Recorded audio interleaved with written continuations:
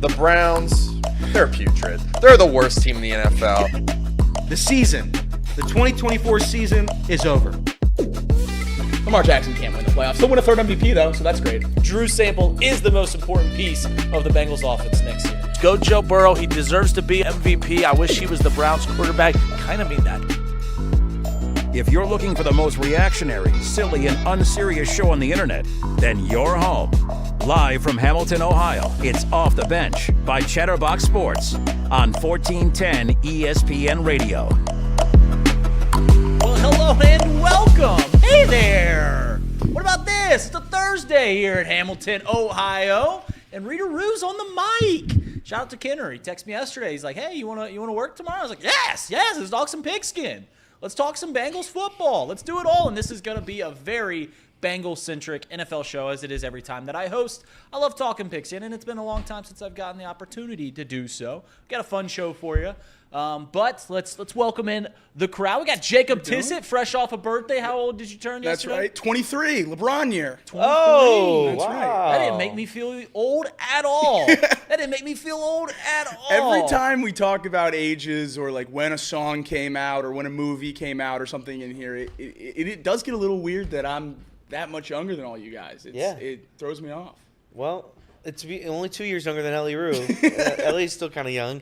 Well, it's weird because like I'll like mention sports milestones. Like I think the one the other day was the Bengals Steelers playoff game because we're talking like where did the Ravens loss sit in your losses, your Mount Rushmore of loss, and I was like that's pretty high up there.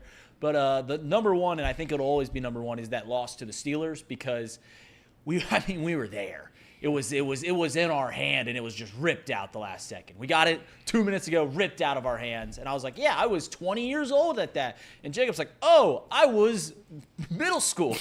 He's like, I was in 7th grade. And I was like, that one didn't feel good. Ellie Roo! Hey! And that magnificent smile. Hi. How you doing? It's good to have you back. Good to have you. Good to be here. It's good to be here. Yes. Let me ask you this. Sling it my way. So you hosted one of the Chatterbox Bengals where they won. Yep, I'm 1-0. But what's your record on hosting off the bench? Because I think you've hosted an off the bench one of these weeks the Bengals had a game. I'm wondering if they won that week, and I don't know which week you hosted. The Chiefs. That was the Chiefs? Post-Chiefs. Oh, that counts as that was post-Chiefs. So I lost, but here's where I'm going to give me a caveat. Okay. They didn't play a game that week because they played on Monday. That's right. So I get a pass. That's I get right. a pass. I hosted it like Tuesday after they played the Chiefs. They didn't play that Sunday, so I do get a pass. So theoretically, you could be 2-0.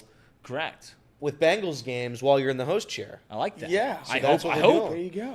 And you're like what, 1-15? Well, I think Reed is hunting the games and scheduling himself to host around winnable games, and he's sticking me with Ravens and. I mean, he fills in for the Panthers, and then now he's hosting as a 7-point favorite in Cleveland. I mean, come on. I don't want to spoil the monologue, but I don't think there's many games you can circle as hey, this one's a for sure guy.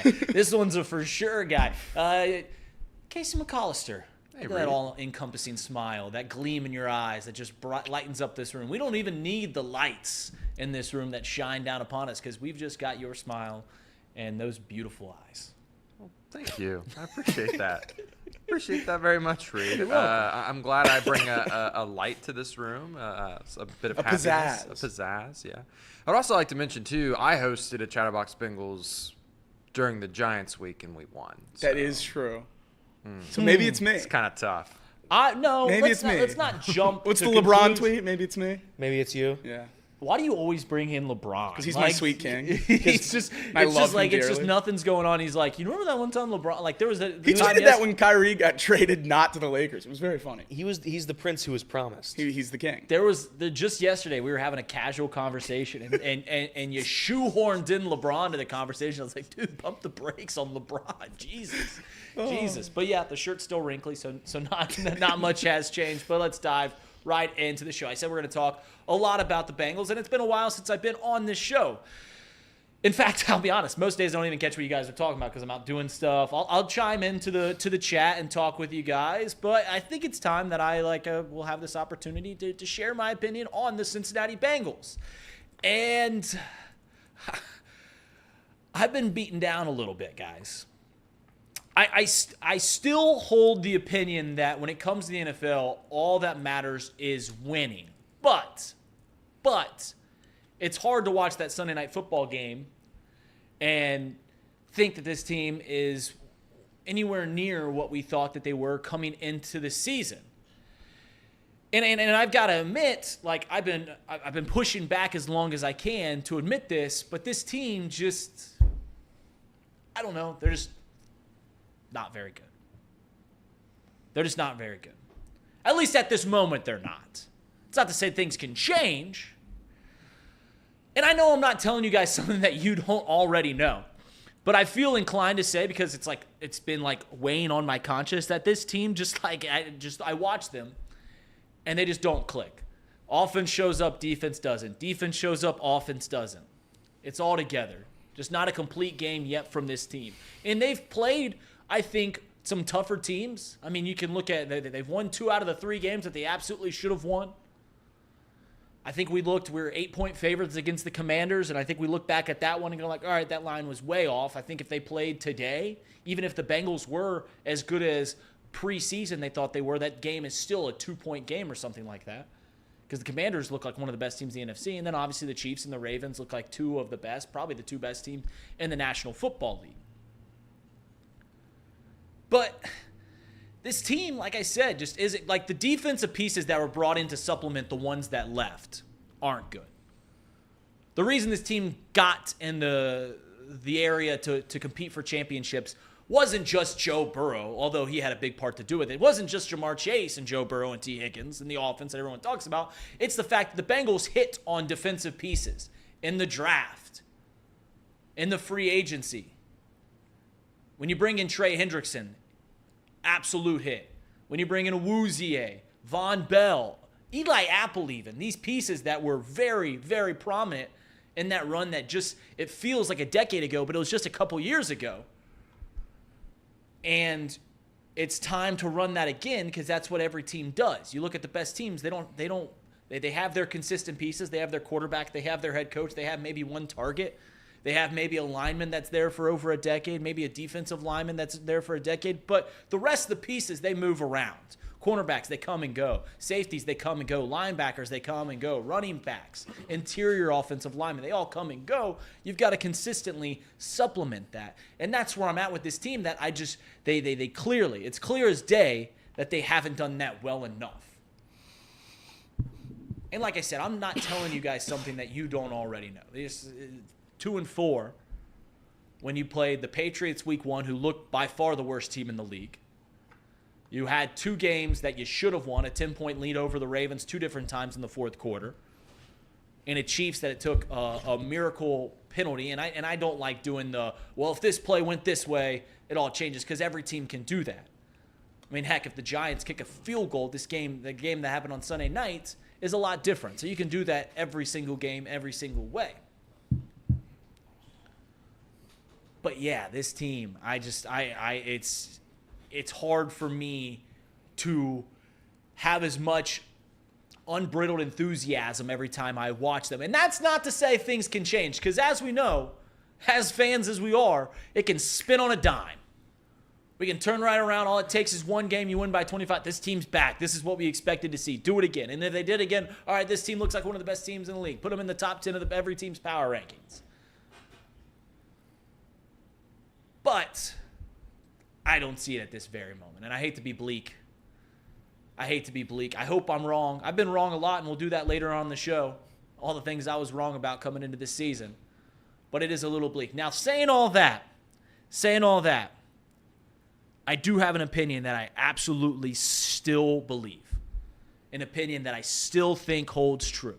I told you guys this. You said it on the show. I texted you guys this last week. But if you are the Houston Texans, if you are the Kansas City Chiefs, if you are the Baltimore Ravens, if you are the Buffalo Bills, all teams likely to win their division, you're getting the home playoff game. And this Cincinnati Bengals team finds a way with a weak schedule to scrap into that 7 seed, I wouldn't want to play us. I wouldn't want to play Joe Burrow. I wouldn't want to have to defend T. Higgins and Jamar Chase. I wouldn't want to do that over the other likely 7 seed teams. We're talking teams like a Jets, who, I mean, just seems like a dumpster fire. Their quarterback is Aaron Rodgers, Hall of Famer, but he looks about as competent as Derek Carr right now, or at least over the last 3 years. It's been about 4 years since he's had a game completing over 300 passing yards. Or a Pittsburgh Steelers team who, they play football. They play pretty sound football, but it seems to be a constant circus in there, too. Going to bench Justin Fields, who got 4 wins for Russell Wilson. George Pickens, they're getting tired of that. I don't know what they put lead in the water over in Pittsburgh, but every single wide receiver and running back that comes out of there has a few screws loose. Those teams might be better today. Those teams might be better, more competent teams. The Indianapolis Colts, those teams might be better teams today. The Los Angeles Chargers, Jim Harbaugh, Justin Herbert, sure. Good coach, good quarterback. Those things typically win. But if I'm the Houston Texans and I get a home game, I earn it, and who comes in to play me round 1? It's Joe Burrow and the Cincinnati Bengals. I don't think anybody wants to say it. I think last time I hosted this show, which was directly after the loss to the Kansas City Chiefs, I said that the Cincinnati Bengals are the biggest threat to the Kansas City Chiefs three-peat. I don't know if that's certainly true, but I know for dang sure that a playoff game in Arrowhead Stadium, they don't want to see the Bengals rolling in. That's going to create a little bit of anxiety, not just for the Cincinnati or the Kansas City Chiefs fans, but for the team, for Andy Reid, for Patrick Mahomes, because they know that this Bengals team gets up for them. Now, guys, am I way off base in that opinion? I like I said, I understand from what I see right now, this team isn't anywhere near where we thought them to be. That's not to say things can't change. But if you are one of the teams that make the postseason, and by some grace of God, this Bengals team turns it around just enough, wins just enough games, scrap by just enough to be that 7 seed, you don't want to see Joe Burrow come into your stadium, no?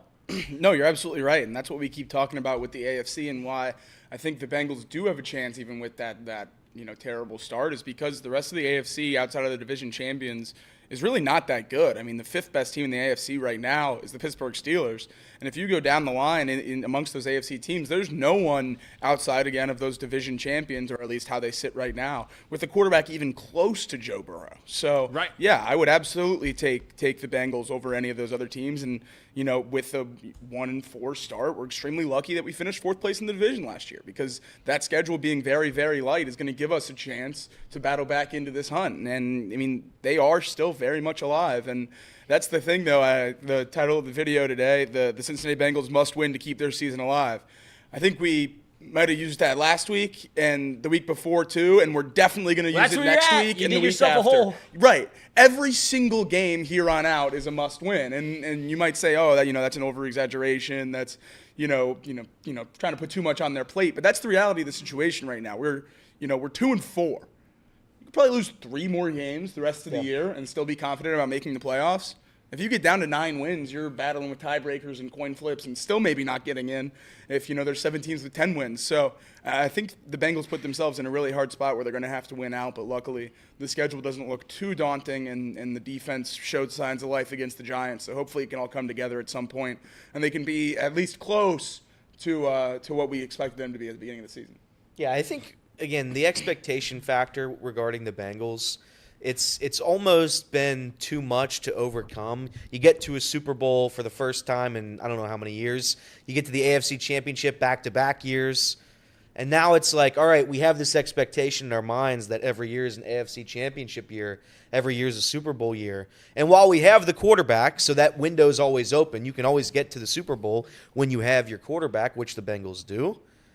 I think the expectations coming into each season is Super Bowl or bust, Super Bowl or bust. I don't know if that's always the case. This year, our expectation was for the defense to be better. The Bengals made a couple of offseason moves that maybe at the time that we thought, okay, that they're addressing the defense a little bit. The offense, you still have T. Higgins, you have Jamar Chase. You had a tight end in Mike Gesicki, who we thought would be a role player. You have Chase Brown that's coming off a hell of a back end of the season last year. Zach Moss, very effective last season.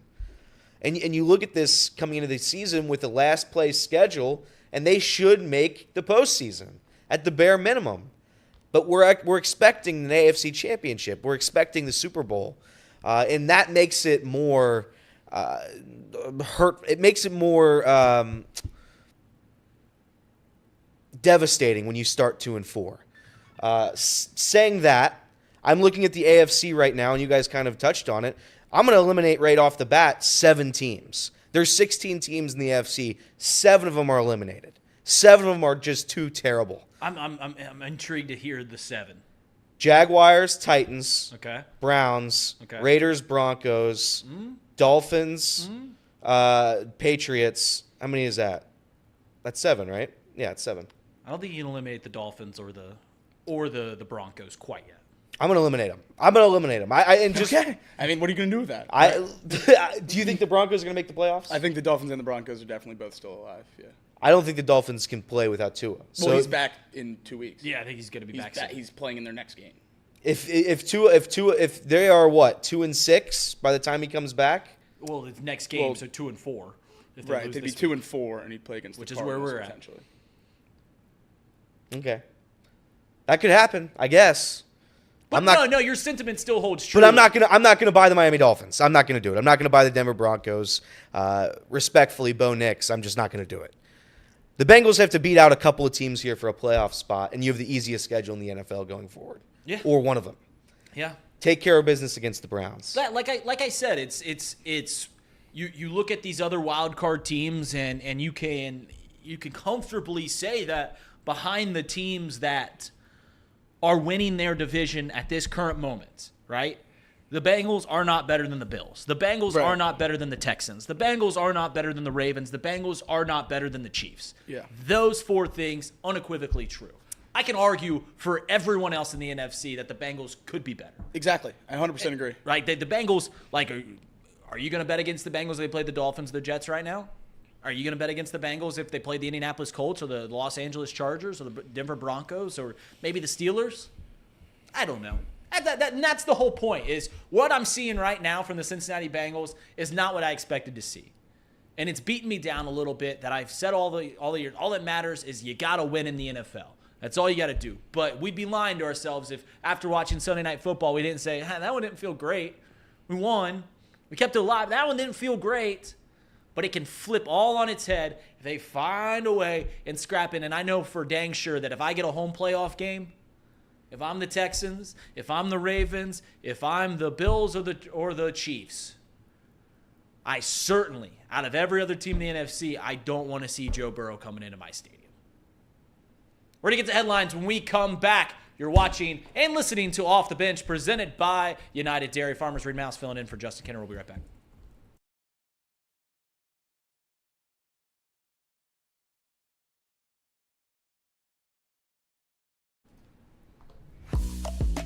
And we are back here on Off the Bench. That was a fun little discourse to get the show started. Yes. We're going to do some fun things later on in this show. I'm going to give some pros and some cons that I'm seeing about this. It's going to be a very Bengal-centric episode. And I'm gonna do pros, what I'm seeing, what I'm liking, what I'm not liking later on the show. I'm also going to do a fun thing. You know, we're not afraid to rip off some shows. It's all intellectual property. I'm going to give some takes, and we're gonna look in hindsight about some takes where I was wrong. Yeah. And I'm willing to say, hey, I had this opinion. In hindsight, it doesn't look right. That's I'm big wrong. of you.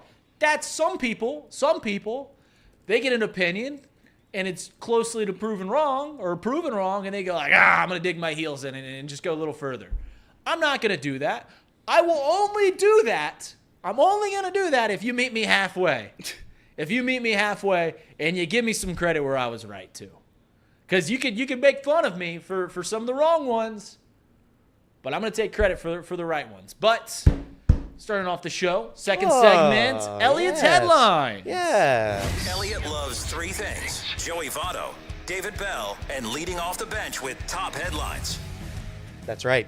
Thank you, Mystery Voice. The MLB playoffs. Last night, the Dodgers shut out the Mets 8-0 to take a 2-1 lead in the NLCS. Walker Buehler tossed 4 innings of shutout baseball while striking out 6. Shohei Ohtani He ripped a 3-run home run to put the game out of reach. It was 4-0. He made it 7-0, and the game was dead. All right.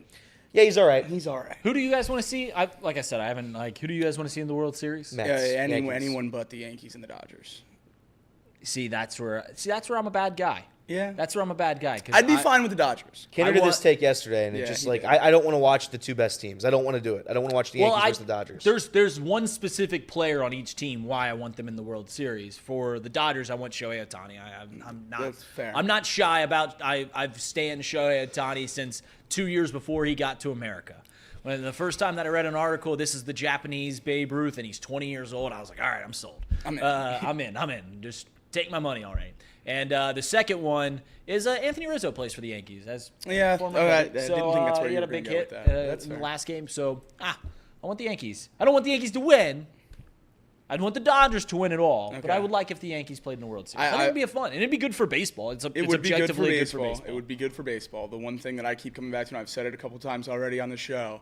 If the Yankees win the World Series this year, they get Juan Soto for a decade, and I can't handle that because I love Juan Soto, and I want to be able to root for him, and I can't root for him in the Yankees uniform. You know who the leading odds getter for Juan Soto? It's the Mets, isn't it? Well, it depends if Juan Soto wants money or if he wants, like, if he's willing to give up money, right? If he's willing to be like, hey, I like what's going on, because he'll put up. He's already going to be a Hall of Famer. He's 26 years old. But, if he stays at Yankee Stadium as a left-handed hitter for the next decade, he's going to hit 40 home runs every single year, where other places he'd only hit like 30 or so. If he wants money, he's going to go to the Mets. Cohen will dish out the money. Yeah, no one will outbid the Mets. But if he wants something else, there's this team on the north side of Chicago that would really like you. Really do like this every year. Yeah. Well, yeah. Back to headlines. What an outrageous proposition. The Yankees and Guardians, they go at it at 5 p.m. today, and the Dodgers and Mets will play at 8 p.m. Yankees are starting Clark Schmidt, Guardians tossing out Matthew Boyd. On the other side, Yamamoto taking on Jose Quintana. Those are your two MLB games today. NLCS, ALCS. College football from last night. Yes, there is college football on every day of the week, which I learned yesterday. FIU lost to UTEP 30-21 in a battle of wits. I don't know what channel that was on. Sam Houston State, they were blown out by Western Kentucky at home. Tough. They were 2-point underdogs, by the way, so good for Western Kentucky, the Hilltoppers. In other news, that was UTEP's first win in 357 days. Really? Yeah, they didn't win a game last year. I'll give you $1 if you can name all of those teams' mascots. Wow. Sam Houston State, I told Reed before, the Bearcats with a K. FIU, the Jaguars? It is a cat. It's the Panthers, right? Panthers? Or is it the Panthers. Yeah, it's the Panthers. Okay. UTEP, the Miners? Yep. Don't touch me. I'm a minor. And Western Kentucky Hilltopper. Nice. Nice. In other news, get your $1. The NCAA will be closing the loophole used by Oregon to shave time off the game clock at the end of Saturday's win over Ohio State. Now the offense can choose, along with the 5-yard penalty, to have the game clock reset to the time that had been displayed at the time of the snap. No time change would be made if there were 12 players, but one of them was attempting to leave the field. So the NCAA saw what happened, and they are going to fix it for next season. That's how for now. Oh, is it? It's right now. It takes place right now. Right, immediate change. Yep. Oh boy! Shout out to you. Got to feel good because this happens in all sports, like every once in a while, to where you do something that's so game changing that they've got to literally change the game. Like I think it was Wilt Chamberlain. When Wilt Chamberlain came in the league, he was allowed slapping the ball away from the goal. And they're like, all right, you can't do that anymore. Goaltending now exists. So, it's got to feel good whenever you change the game because he outsmarted it, and that happens. I just wish you would have gone all in on the rule and had 15 guys out there, and there was a 0.0% chance that Ohio State could have completed a pass. Yeah, like why half break the rule? Yeah, just go all in. If you went all in, then that would be phenomenal. Just had the entire team out there? Yeah. Why 110 guys. What are you going to do? It's part of the rules. The play. Well, sure, but I don't know. I think 20. It can't be too obvious. You could sneak 20. I think you could have got one more. There's got to be a little bit of nuance. Maybe you lay 10 guys in the end zone and they get up once the snap happens and they rush forward. Kickoff reverse. Yeah, that's it. State. Yeah. That's it. WNBA. We're talking about the WNBA in October. The Liberty take a 2-1 series lead in the finals over the Lynx. Sabrina Ionescu hit this step-back game winner with 1 second to play. How about that? I saw the highlight last night. It was very cool. I was at a sports bar with my family, and there's 30 TVs on in this place. And to be honest, I really wasn't watching anything. But that game was on like 8 of them. Really? The baseball game, the playoff baseball game was on 0 TVs. You know what was on one of the TVs? Highlights from the game from the night before. The baseball game from the night before. That's good. The ALCS from the night before. I was like, hey, Avenue, let's get it together. Every bar needs a TV guy. Yeah. You have to have a guy that's sole job is to make sure every TV has something relevant on it. And if there's not, then the bar should be shut down. My favorite sports 100%. bar TV moment was when Amazon first got Thursday Night Football. In that first Thursday Night Football game, we all show up. Oh yeah, show up to the sports bar, and they could not have been less ready for this. Oh yeah, they couldn't. I mean, they had all off season to get ready for. They're like, what? I gotta have Amazon Prime. What? None of my TVs are smart TVs. This doesn't make any sense. I mean, just flip the sports bar scene on its head. Yeah. And once you got the Apple thing, I don't know, like many places still, like if I go to a Reds game and they're on that Friday night Apple game, nobody's got it. Yeah. Champions does. Champions Grill. We'll see you tonight. Look at you. NHL. The Hockey Club of Utah, they fell in overtime to the Ducks 5-4. The Bruins keep Casey's Avalanche winless. They beat the Avalanche 5-3. Avalanche fall to 0-4. It's a disaster. Your thoughts? Bad season? It's like a natural disaster.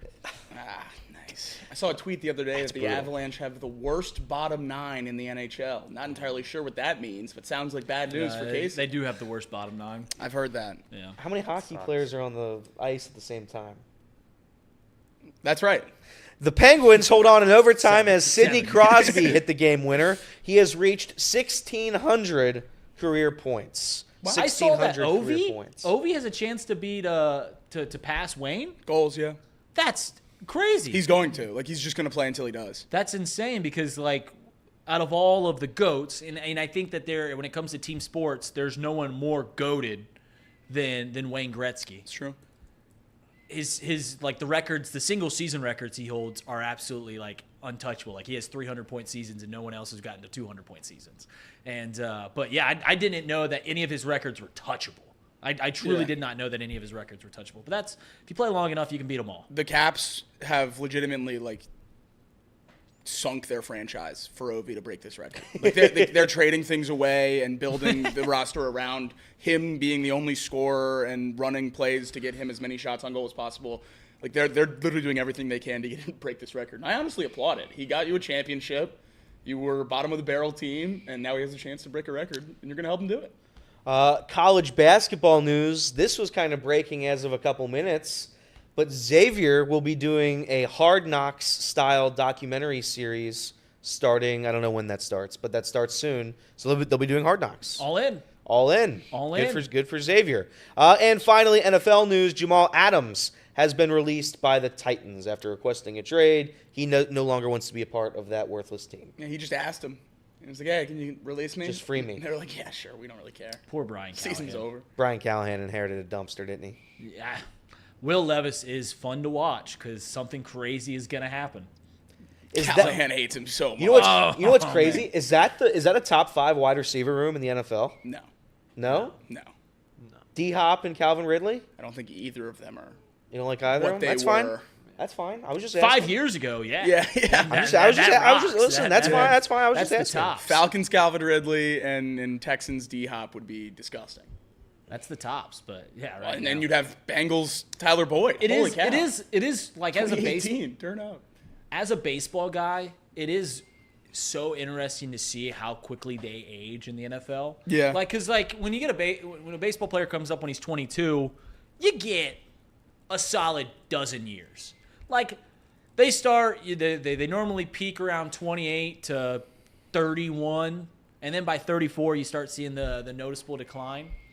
And in football, it's like 26 is the peak, And by the time they're 30, it's down. I mean, especially the skill positions.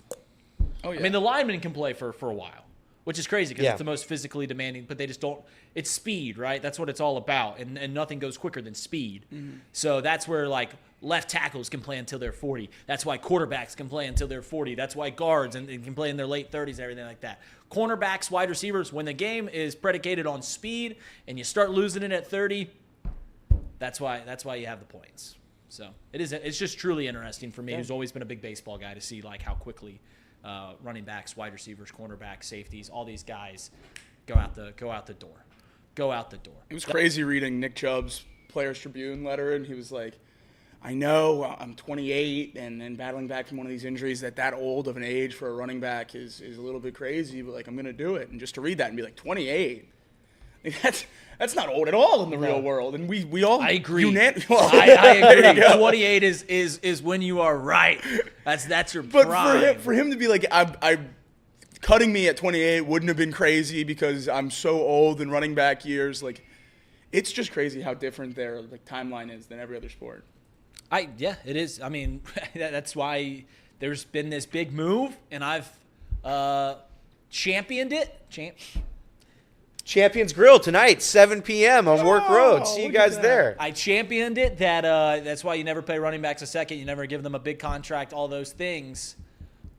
But I will say, things are cyclical.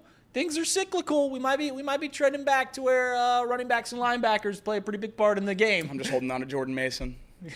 We'll see. We're going to take a short break. When we come back, I'm going to give you some pros and cons that I've seen of the Bengals season, things that you guys have certainly talked about, but we'll rehash them for rehashing's sake here on Off the Bench, presented by United Dairy Farmers.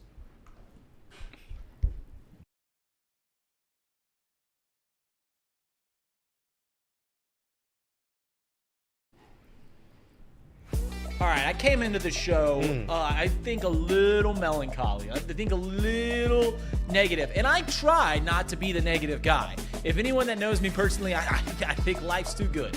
I think life's fantastic. That's some bad things happen to me in my life. I don't care about them. I have a lot of fun out here. So I try to always be positive. I don't like negativity. That being said, there's some things that I like. Just watching this team, it's hard for me sometimes to get overly positive. And like I said, like I'm such a fickle fan. Like, we win one game. We beat the Browns by 80 this week, and I'm like, all right, we're back. This team is who we thought they were. They go ahead and get the Super Bowl, get the plane tickets to New Orleans. That's where the Super Bowl is, right? Down to NOLA, because that's where we're going. That's where we're headed. But I have some pros and I have some cons from this team. Okay.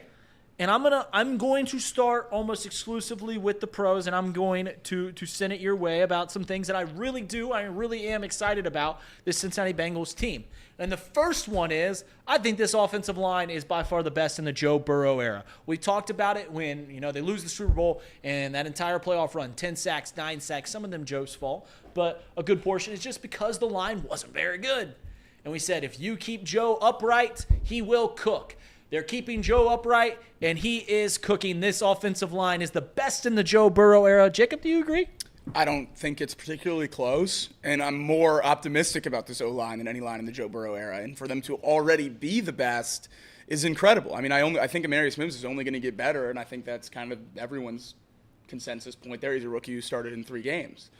And if he gets better, and Orlando Brown is still playing at a level of one of the best tackles in the league, and the interior can figure it out a little bit more against top-level talent, but they've found a way to really do a good job against anyone but the elite on the inside. This O-line is great, and it's what's going to propel this offense on another step forward when this defense can figure it out. And then, as Joe has said multiple times, he's still getting completely comfortable, getting up to 100% after his wrist surgery. So as he continues to throttle up and the offense continues to keep going, I think the offensive line is going to get more and more comfortable. They've been so good in pass pro, which with this offense and what we want to do, I mean, obviously running the ball is so important to be a balanced offense, but with how much we want to pass the ball, the offensive line being as good as they have been in pass blocking is so crucial, and absolutely is the best offensive line. Yeah, it's funny, and we can rightfully criticize the front office and all these things about the way that they're using money, not signing guys like Jesse Bates, whoever you want to complain about when it comes to this team. But in essence, We asked them to figure out one thing 2 years ago. That's what we told. We want this to be your point of emphasis. It was their point of emphasis, and it looks like, at least to this point of the season, they've got it figured out. Orlando Brown is exactly the guy that we think he is. I said when we signed him that this is the biggest free agent signing in the city of Cincinnati since Ken Griffey Jr. I still hold that to be true. Because he's looking to absolutely be that guy. And Amarius Mims. Maybe I'll throw that in the where I was right, where I was wrong section of the show. But he looks pretty good out there. I mean, he's a rookie. He doesn't have many games under his belt. Let's cut him some slack there. He's a project. Injuries are still a major concern. They're a pretty big concern for me when I look at this line. But when the 5 that are supposed to be out there are out there, this line looks pretty good. All right, here's another pro.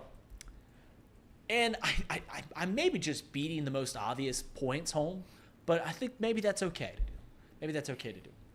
T. Higgins and Jamar Chase are probably the best 1-2 punch in the league. Elliot, agree? I don't think if you factor in the chemistry with Joseph Burrow, I don't think there's Joseph Lee. I don't think there's a better duo, wide receiving duo, and we'll just call them a trio, the 3 best friends that anybody could ask for. I don't think there's a better 3 quarterback and 2 wide receiver combo in the National Football League. I don't. And we could go down the line. I know Tyreek Hill and Jalen Waddle are very, very good in Miami, but I'd argue having a college teammate paired with your quarterback and having T. Higgins, who seemingly Waddle and Tua were college teammates. Huh? Waddle and Tua were college teammates. Take it back. My point being that the chemistry between these 3 are better than anybody else in the NFL. I stand by that take. And I think if you're able to retain – I know this isn't going to be a retain T segment, but if you're able to retain T, I still think going forward you have the best trio in the NFL by a wide margin. I don't think it's close. It's interesting watching them this year, and when you finally see the offense do what we expect them to do, put up 30 points a game, and I know they didn't against the Giants, and I know they didn't against the Patriots, but have done against every other team, you get closer, and no one was maybe you just got to get rid of T because you can't do them both. You get closer to going, it looks pretty good when it's Jamar and T out there because – Jamar just takes so much attention away from T. And T may be better than anyone in the National Football League at just throwing the ball high and letting T get it. Yep. He's going to catch the ball. Just throw it at him and throw it high. He's going to I think Collinsworth kept calling him a basketball player the other night. And I remember my wife was watching this. She's like, why does she keep calling him a basketball player? He's playing football. And I was like, you get it. You're on it, honey. But yeah, T just jumps up and gets it. Also, I've realized this about my Bengals fandom, and it's no secret that I stand or I support Joe Burrow and will defend him tooth and nail over all the detractors because I think he is truly one of the best in the league, and I think that people maybe have unfair expectations on what that looks like. I haven't given enough credit to Jamar Chase. I've told these guys off air a few times since the Ravens game that when Jamar Chase gets 2 steps, good luck. Truly good luck. How many times have we seen in Jamar Chase's career just a screen pass or just an 8-yard route and he gets 2 steps of open space? We've seen the screenshots where there's 7 defenders around him and he takes off because he's got 2 steps. I haven't given enough credit to Jamar Chase, and that's my fault. I think actually the last time I hosted, I was like, is the contract negotiations set an end to Jamar? Are we not getting what we expect from Jamar? Man, he's unbelievable. He's truly unbelievable. I mean, say what you want. The most obvious thing the Cincinnati Bengals, and it's incredibly obvious, is you got to figure out a way to keep that guy around here for a long, long time. Speaking of a guy that is elite, Trey Hendrickson is still an elite pass rusher. And if he was on the Ravens, if he was on the Cowboys, if he was on really the Chiefs, any of these teams that are either huge brands or Super Bowl contenders, even like the Steelers, huge brand, one of the biggest brands in the sport. If Trey Hendrickson was on them, he'd get talked about way more. In fact, if you listen to national pundits talk about the Cincinnati Bengals, you know how they refer to Trey Hendrickson? They go, oh, they have that really good pass rusher. Yeah. That's how they don't name him. They don't do that for Micah Parsons. They don't do that for T.J. Watt or Myles Garrett. And those guys are names. Our elite pass rusher is just, oh, yeah, the Bengals got that really good pass rusher. He's great. Trey Hendrickson is still elite. Man, oh, man, can we find some help for him? Yeah, no, that'd certainly be nice. Trey Hendrickson joined the Bengals in 2021. Since 2021, there's only 3 players with more sacks than Trey Hendrickson. That's T.J. Watt, Myles Garrett, and Nick Bosa. He's on this list right ahead of Micah Parsons, Max Crosby, and Chris Jones. Trey Hendrickson is incredible. He's nothing short of a top 5 edge rusher in football. He's incredible at a marquee position that you absolutely need to have a difference maker at in order to be a championship contender. He does that. If you can get him anything like top 100 help on the other side, I would love to see what he can do, because the way he's able to produce when he's the only person on the Bengals defensive line that you have to key in on, at least for the 2 weeks before this Giants game when Sheldon Rankins and B.J. Hill were battling injuries and we had guys off the street playing defensive line for 45% of the snaps. It was a full-on focus on Trey Hendrickson, and he was still able to get wins. And then you go into New York and you play against an all-pro tackle in Andrew Thomas, and he gets 2 sacks. So I don't know what more you can ask for out of Trey Hendrickson. He's been unbelievable and continues to produce. If you take away Trey Hendrickson from the Bengals defense, they are the worst defense in the NFL. Well, they already might be. They might be already. They might be. They definitely are if you take away Trey Hendrickson. Yeah. Well, I mean, who's getting to the quarterback? Nobody. Zero people. Nobody. Yeah, nobody. I mean, I'll do this later on, but man, whatever we got with Sheldon Rankins and Miles Murphy, Sam Hubbard. I said this about Sam Hubbard off air. God love him. He had one of the coolest plays in Cincinnati Bengals history. And I bash Sam Hubbard a lot. I really do. And I wish I didn't, because he's a Moeller guy. He's an Ohio State guy. He seems like an incredibly stand-up guy in the community. But what does it say about a player? And I'm talking about Sam Hubbard here. What does it say about a player that when he makes a routine play for his position, when he just makes a tackle or stops a run before they get a yard, and it's a good play, sure. Like, you're not gaining 4 yards, but just makes a tackle. You're like, oh, Sam, nice job. What does that say about a player? Like, if I watched a quarterback and he hit a 10-yard out route and threw it on a dot, and I'm like, oh, man, that was a really nice pass. That should be expected. When a guy's open, you should hit him in stride. And I don't know what we do about Sam Hubbard. I've had this take for a while that everyone wants to talk about the Bengals need more pass rush. We're getting closer to wanting to talk about where it comes from. Because I said that. Everyone says, hey, we need to get to the quarterback more. No one wants to say, how do we do it? And it's pretty clear how we do it, and it's Sam Hubbard has to take significantly less snaps. Miles Murphy has to play a lot more. Pro that I think Elliott is excited about, and you should be excited about it. For a couple years there, we didn't really have a punter. Ryan Rico's a dog. The Brad Robbins era, unfortunately, has come to an end. And by the way, it absolutely does matter. Like, the punting situation, in my opinion, goes hand in hand with the Bengals defense situation. The Bengals defense coming into the year, if they were serviceable, you can survive. The Bengals offense scores 30 a game. The Bengals defense isn't good, but they're fine enough to win games. Punting, in my opinion, is sort of the same way. You don't have to have the best punter in the league. But if you have a middle-of-the-road punter, you're going to be okay. You can get the – Brad Robbins was the worst-ranked statistical punter last season. He was the worst. I say that with a lot of love and respect, but statistically, there was not a punter worse than Brad Robbins. That stuff matters a little bit. It mattered on the Sunday against the Ravens when Rico can pin the ball wherever he wants. 1, 2, whatever yard line he wants. 80 yards, 90 yards, he can kick it as far as he wants. He's the best punter in the NFL, one of the best punters in the NFL, and that has absolutely made a difference this season. There's 32 teams. 28 punters don't matter. Don't matter. Yep. For 28 teams, your punter is just your punter, right? Don't mess up the game. There's 2 teams. We were in the 2 teams that it did matter last year, where you're just like, man, a 30-yard punt? A 30-yard punt from a guy we drafted? I still don't understand. I'm never going to be a scout. Never been a scout. Never going to be one. I don't understand how you miss on a punter. Just get in this room. Let me see you punt the ball. All right, it looks pretty good. You're on the team. Whatever happened with Brad Robbins, I can't believe it. But Ryan Rico is now put us in closer. I don't know if we're there to where you know what it is. He's certainly affected games in a very positive. So you know what? We're in the other percentage where it is affecting us. Like I said, for 26 to 28 teams, punting does not matter.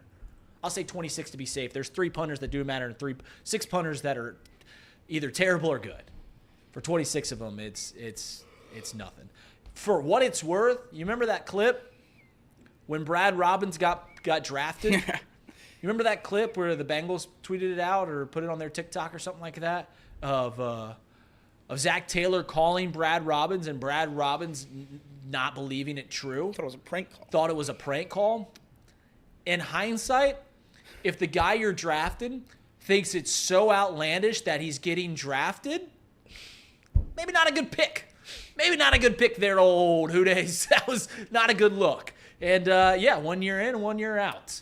Yeah. He tried his best. He did. That's the thing. He tried his best. He certainly did. All right, I've got a few more before we go to break. I got one more. How about this? Before we go to break, and it's something that I wanted to happen last year, but it was hard to do because of the personnel that was on the team.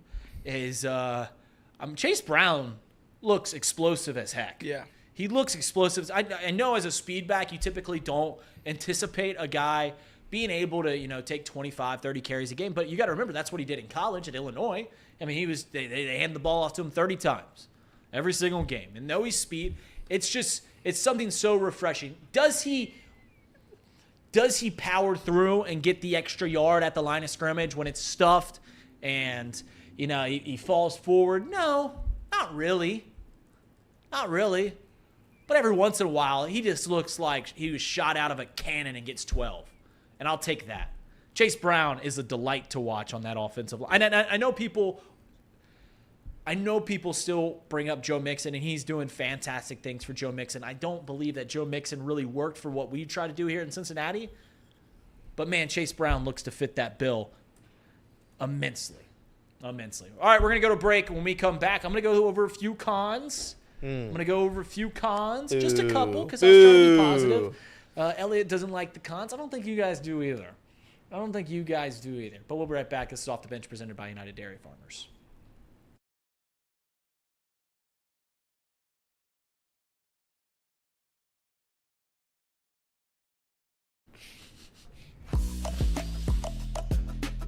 Casey Rue's making me laugh on the show. Casey Rue is making me he's making me giggle. He's making me giggle a little bit. We're having fun here today.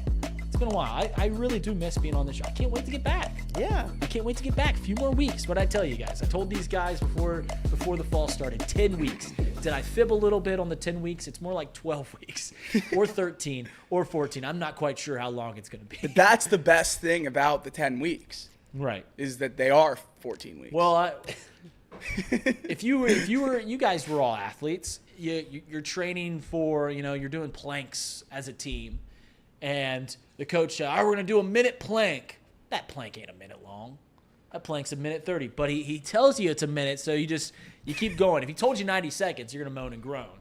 But sometimes you just gotta fib a little bit. Those that are parents in the chat, have you never told a lie to your kid? You never told a lie? It's bedtime. It's 45 minutes before bedtime. Sometimes it's just easier. Sometimes it's just easier that way. All right, we did the pros. Trey Hendrickson, all the great players that we know. The offensive line is probably the best in the Joe Burrow era. And this offense, it's certainly a threat. I did that to begin the show. I don't think this team is anywhere near where I thought them to be, and I am a little concerned about how Zach Taylor navigates going forward, because I think as a culture builder, as a player-friendly guy, it can unravel quickly.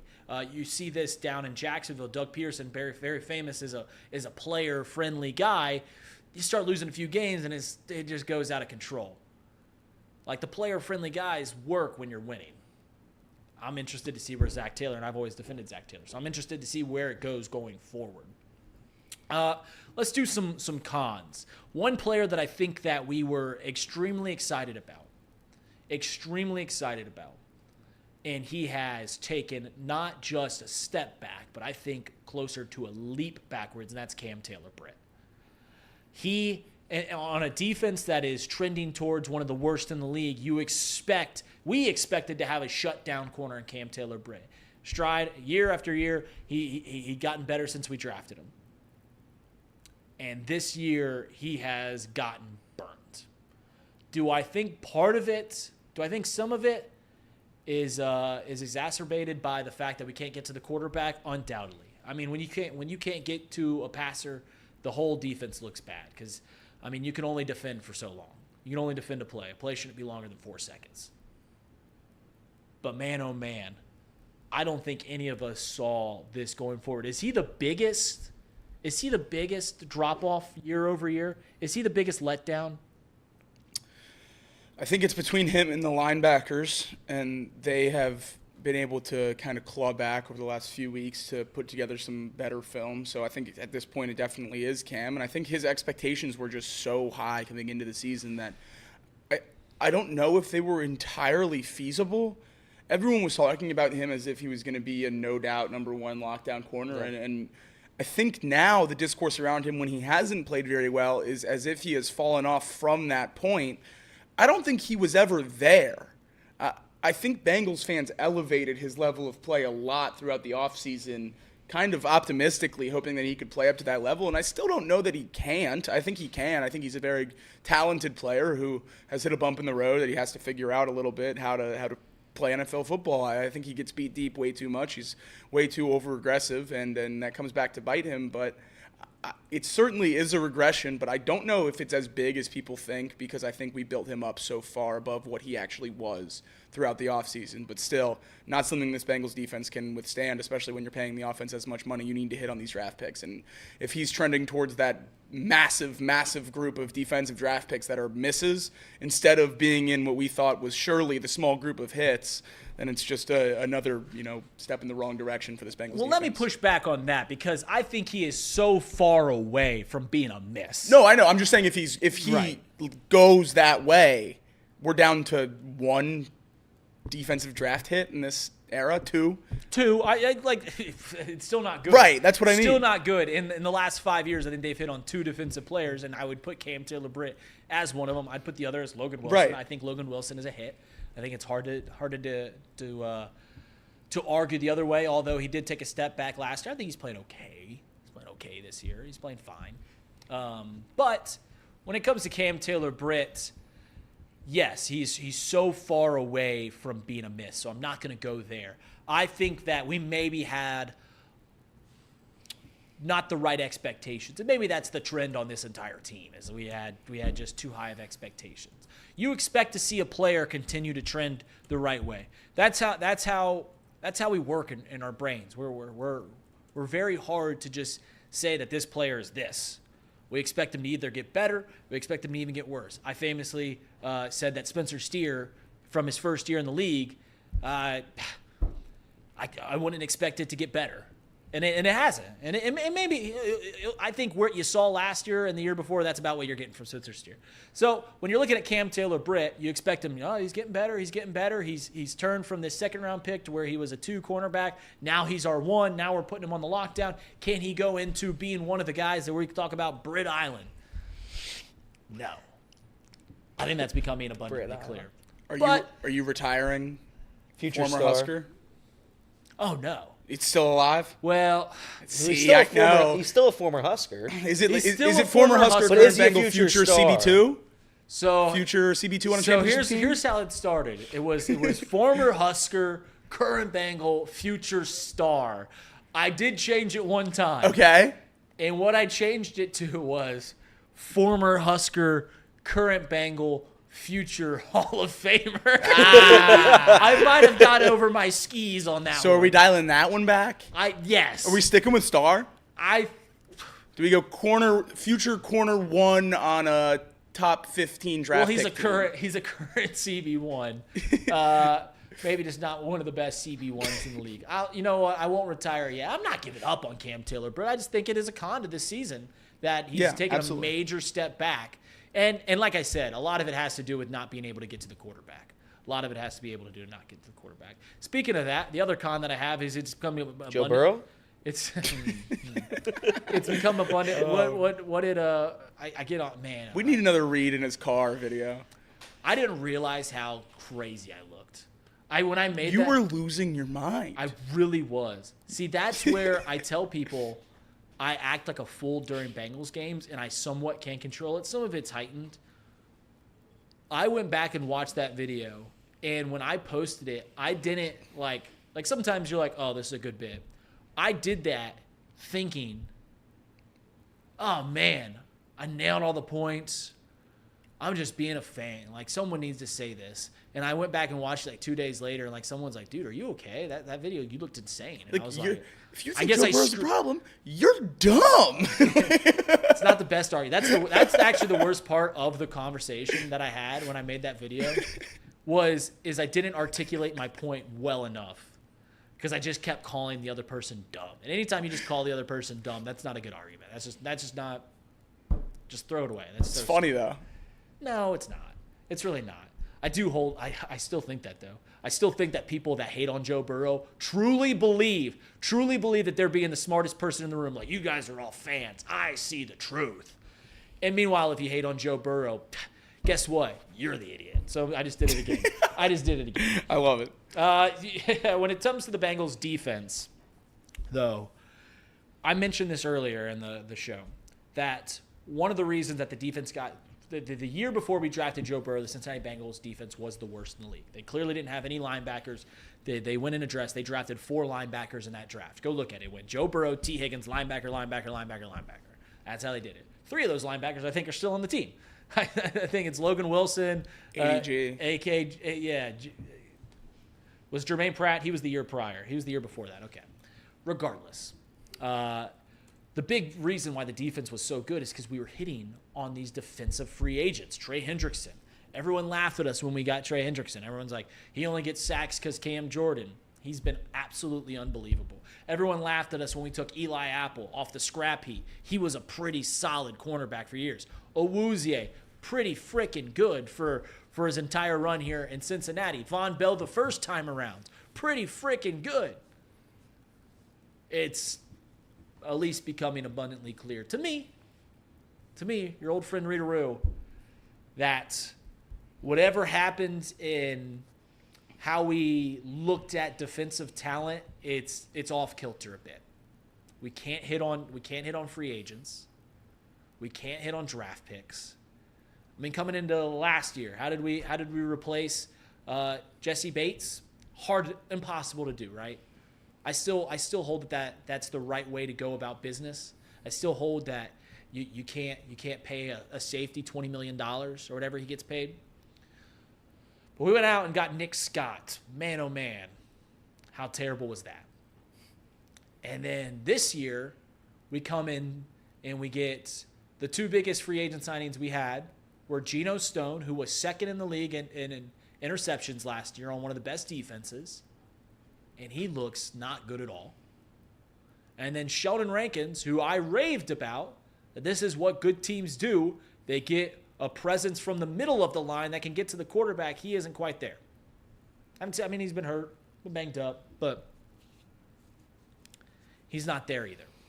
So it's just becoming abundantly clear to me that a con of this team is not being able to accurately judge defensive talent the way that they did just seemingly 4 or 5 years ago. And that's what's crazy about this sport, is how quickly things turn around, how quickly it does turn around. What's funny, and I mentioned this in the offseason, when it comes to Geno Stone and Sheldon Rankins, and I truly believe that this is part of the reason that they signed these guys. I want you to go look up their logs last year, their game logs. You know when they played their best game, Sheldon Rankins and Geno Stone? It came against the Cincinnati Bengals. Sheldon Rankins had 3 sacks for the Texans last year when they beat us at Paycor. Geno Stone, the best play he had of the year was an incredible interception against Joe Burrow on a deep ball in week 2. Their best games are against the Bengals. So is that what we're doing now? We just watch a game, we throw the rest of the playbooks out, we throw the rest of the tape out and just go like, oh man, that dude was a dog. Remember that game he had against us? That's what we're doing now? We're not going any deeper? I don't know. Is this one of your biggest concerns going forward, that we can't judge defensive talent anymore? The biggest concern for me going forward, because if you are going to operate the way the Bengals have operated and how they're going to continue to operate, you have to be able to draft defensive talent. There's no way around it. There's no money left for top free agents after you extend Jamar Chase, and now we're talking about potentially extending T. Higgins as well. There's not enough money left to make, massive investments in the defense. You have to hit in the draft, and you have to be able to rotate those guys out when they're eligible for big-time second contracts and hit again and supplement those guys in. That's what the Chiefs have been able to do, and that's why they've been able to compete the whole time. That's what the Patriots did for years, and that's why they stayed at the top of the league. Rebuilding on the fly is what makes teams great. You can't go to the end of the line with the current roster, let everyone leave, and then just fall off a cliff. You have to go with the ebbs and flows, and the reason why the Chiefs are so scary is because they won a Super Bowl last year on a down year roster-wise, and then the roster got better, and we're going to see what happens this year and beyond, but the Bengals now have a down year roster-wise, and we're sitting at 2-4. Other teams have down year roster-wise, and they win a Super Bowl. So, and it goes back to the draft and hitting in the mid to late rounds of the draft. The Chiefs drafted their starting running back in a Super Bowl year in the 7th round. Well, I don't know if I necessarily agree with the Chiefs have a better roster this year than they do last year. I think it's pretty on par, but they let one of the best cornerbacks in the league just walk. Yeah. He went to the Titans, and they're 5-0 now. You get your corner. I do this all the time. When you're building a roster, you get your cornerstones. What's the hardest thing to get? And that is an elite quarterback. Bengals got it. I don't care what any of the Joe Burrow detractors say. The Bengals got it. They got the elite quarterback. Behind that, you get a good coach. I don't know if Zach Taylor's a great coach. I think he's a fine coach. But you keep him in the room because you want a level of consistency. You want to keep that consistent cornerstone, like a constant voice going, all right, this is how we do things here. And behind that, you get a cornerstone on the line, Orlando Brown. And behind that, you get a great pass rusher. That's what the good teams have. That's what the Bengals have. They have an elite quarterback. They have a dang good left tackle. They have an elite pass rusher. They have a good coach. Everything else, you're supposed to be able to fall into place. Supplement it with some money here and there, hit on some draft picks, but if you're just competent, if you're just somewhat okay at drafting the defensive side of the ball, this team's much better. This team's much better. Last year, the big thing was health. That's why the Bengals didn't have the season that we expected them to have last year. It was health. We can look at everything else, it was health. Joe Burrow got hurt beginning of the year. Didn't play like the Joe Burrow we expect. When he got healthy, he looked at the Joe Burrow we expected, and then it was thrown away with Joe Burrow ending the season. This year, it's defense. It just is. That's why we're not where we're supposed to be. Simple as that. That's what these teams do. They get their cornerstone players. I think the Bengals have that. They have I mean, look at it. Look at all the dynasties. They have the same thing. They have a pass rusher, they have a great man on the offensive line, and they have a great pass catcher. Joe Burrow, Jamar Chase, Orlando Brown, Trey Hendrickson. And Orlando Brown and Trey Hendrickson are closer to the end than they are at the beginning. I just don't understand how we can't fill in the pieces more. But like I said, I'm not going to be super negative because I think we can spin this around with just a couple wins. I think if we get into the postseason, that's all I'm hoping for. And I want to have whatever home team has to host us. I want them to sweat. I want them to sweat. All right, we're going to take a short break. When we come back, more off the bench. We're going to do when we come back from break. I'm going to tell you where I was wrong. Where I was wrong. Only if you admit where you're wrong. Okay. Only if you admit where you were wrong and where I was right. Fair. Let's do it. All right, we'll be right back on Off the Bench.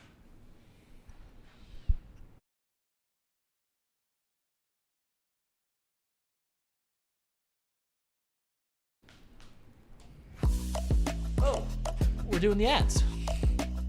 Oh, okay. That's what we do at this time. That is what we usually do at this time. I just starting to run out of ads to say. The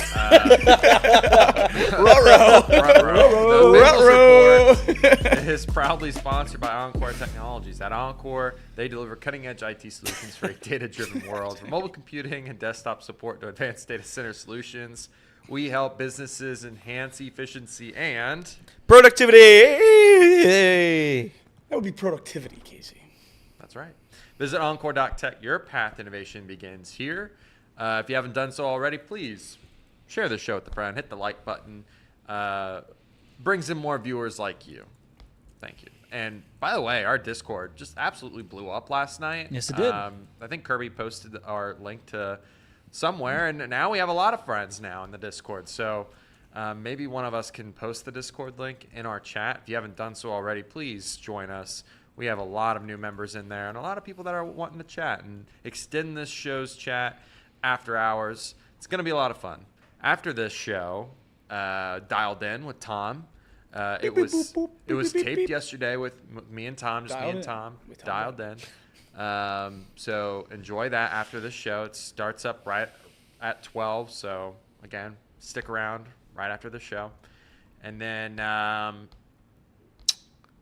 we have our Bengals show, Champions Grill with an E, on Work Road with an E. That's right. E! Both E's. Tonight, 7 p.m. We're giving away Bengals tickets. Against the Eagles. Eagles. Champions Grill tonight at 7 p.m. AJ maybe said he was going to go. We have Michael Ackley, Nate Seltzer usually go. Maybe Fetters rejoins. Maybe Molly. I don't know. It's a party. But come on the Champions Grill tonight, 7 p.m. That's right. Leading up to Thursday Night Football, and then we usually watch a half of Thursday Night Football at least. I think I don't know how late I stayed last time. I watched the whole game last Thursday. So maybe if you guys want to stay for that, you're more than welcome to do that as well. Come get one of their giant pretzels. Best giant pretzel in the city. And that's it. But tonight, Champions. I might be there. Reed might be there. What are the odds you're putting at me coming? I mean, 7%. I was gonna say like plus 380. Yeah, plus 380 is It's like what, 20? I mean, it's like 20. 20%. Yeah. 7%. I knew Elliot didn't have a whole lot of faith, and that's a fair criticism. It's listen. I'm not going to say it's not a hike. Listen. It's a hike. So I wouldn't fault Readeroo for not coming tonight. Readeroo's been hard at work for 10 weeks now. We all have, and probably for the next 10 weeks he's going to be even harder at work. So it's just I give Readeroo the pass. He's earned the pass. I don't think you can give out the pass. Correct. I don't have the pass. Well, we know that. So that's what it is. But tonight, 7 p.m. Hope to see you guys there. Maybe you'll see Readeroo there. Maybe. But if not, you'll see Casey, myself, and Jacob. If Reed can't go, we'll print off a picture of Reed so you can still see Reed there. are you going to call? I am getting a call. Oh, you want to answer You it want to live? answer it on air? I do not. You wanna answer it live? It's the doctor. So, HIPAA. I don't. Yeah. Well, I can't wait to get my emergency room bill. I'm yeah. anxiously waiting that one. If you guys don't know, That makes you wish you had an actual heart attack. it makes, listen, as someone who hadn't been to the doctor, you can just send that to voicemail. I'm not going to get offended. It's just buzzing over there. oh, I thought they would stop at some point. So I said this on air. If you guys haven't seen the thing, I'm a heart attack survivor. Not really. I had a weird instance over the weekend that it was just like the right dominoes fell to where I thought I was actually having a heart attack. My heart was hurting, my left arm was hurting, and it persisted for a while. And I had like other like weird things happen to me over the last few weeks, and it really hurt. But I manned up, and then Monday morning I went to the emergency room, and I hadn't been to the doctor in 10 years. 10 years on the dot. I mean, like when I was in college, I'd go get a physical. But other than that, like, hadn't been for any reason. And I had never been to the doctor for an illness. Like not, anytime I've been to the doctor, it's like, oh, my my legs hurt, I broke an ankle or something like that. When I got there, they throw the 8 kg on me, they do the blood pressure, everything's fine. And I'm completely fine. Like, my heart's fine. What they think is there's a pinched nerve in my neck, and it's causing my chest to hurt and the left arm. You can understand my confusion, though, no? Like, when your chest, right where your heart hurts, and your left arm, it feels incredibly weird, and it hurts, they tell you that's a heart attack. So you can understand my confusion. That's why I had concern. But man, oh man, for someone who, like, my wife had been slowly chiseling down, hey, you should go to the doctor more, you should take care of yourself, like, figure out what's wrong and all this stuff. For someone that was slowly getting there, right? Maybe I should, right? I'm getting older. Things aren't quite, like, I'm not going to say, like, they're not working well, but, like, you notice, you breathe a little heavier, you do all these things, metabolism, all those things that just happen as you age. For someone that was closer, hey, maybe I should take better care of myself, go to the doctor more. For me to be so concerned that I go to the doctor and then the doctor just be like, yeah, you're fine. I mean, just reinforced. I don't need a doctor. I could have told you I was okay. That's right. I was fine. No, I'm just going to get a bill and I have to spend, I don't even know. I don't even want to guess how much my emergency room visit's going to be, but I'm just going to get a bill for nothing? Yeah. For nothing? I gave up on doctors when I was like 10, 11 years old. I had like a real bad headache, and my mom took me to the emergency room, and they did like CAT scans and everything. They came back and said I might have brain cancer. That's a tough one. And then about 2 hours later, they came back into the hospital room and said he's just dehydrated. He needs to drink more Gatorade. Swear to God. Woo! So, yeah, Juliet was hot. Oh, my goodness. Yeah, my mom was not happy. So, Everett asked a fair question. Why didn't you go to urgent care over the emergency room? The reason I did not go to urgent care over the emergency room was because I was led to believe, and I don't know if this is true or not. I don't work there. I was led to believe from my mother-in-law, who used to be a nurse, and from other people in the medical world that urgent cares don't have EKGs. Really? Well, let's see. I don't know. I mean, I'm sure some do, some don't. It just kind of depends on where you go.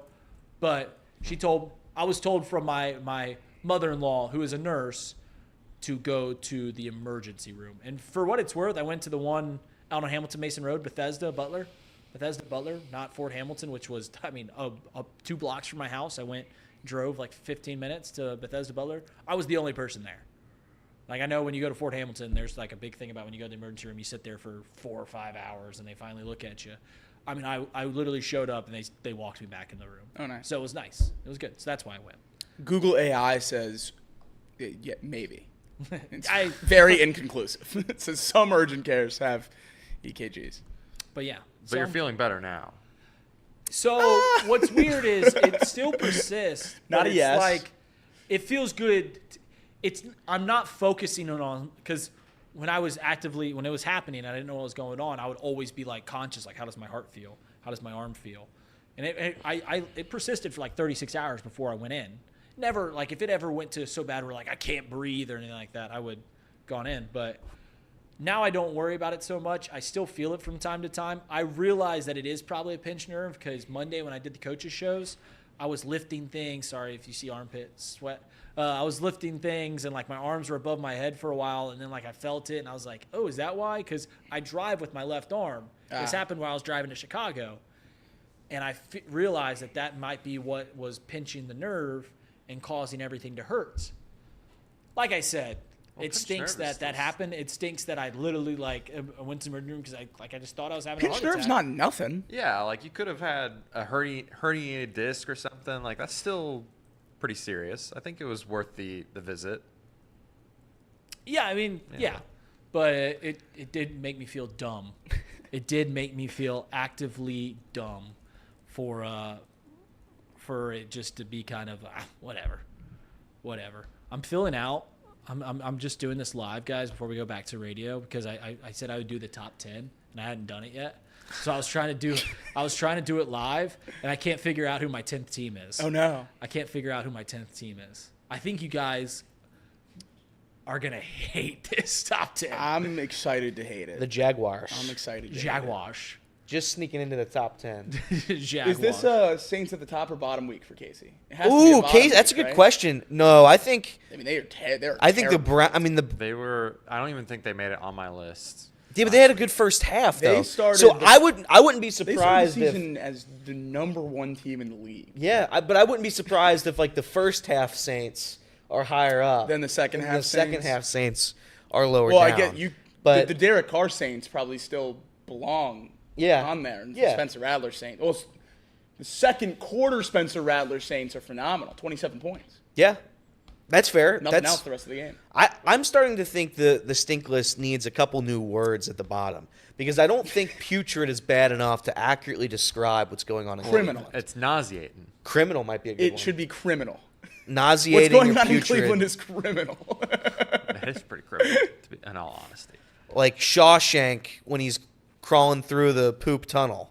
Like, that's what it. Like, that's right. That's how bad it is. Like poop shoot. Yeah, he's like, poop yeah, shoot? exactly. Yeah. Poop shoot. You know what they say in Shawshank? Get busy living. Get that redemption. Oh, well, I don't know if they said it like that. Hey, Shawshank. Go get that redemption. I don't think that's what I think you missed the point of that movie. If I ever, so it's pretty well noted my opinions on Moneyball. Correct. I like to be a contrarian when it comes to Shawshank Moneyball. fake too. I hate when people say that Shawshank's their favorite movie. It's a good movie. It's a Why? good movie. What do you mean? There's dozens of movies better than the Shawshank. Who's for you to say what movie someone else likes? I am. That's why. Your Moneyball take makes me upset. Your Moneyball take. It's objectively true. That one they was worse. They won 100 games. They were the underdog, and nobody believed. They in had them. the Cy Young and the MVP, and they won 100 games the previous years. And nobody believed in them. And they were using what's his name, Bill James. Yeah, you know what my favorite lie is? They needed the help of Bill James. You know what my favorite lie is in that movie? Truly, like the fact that they never bring up Barry Zito or Mark Mulder or like their Tim Hudson or their entire pitching rotation. Side armor. They threw the side armor. Chad Bradford.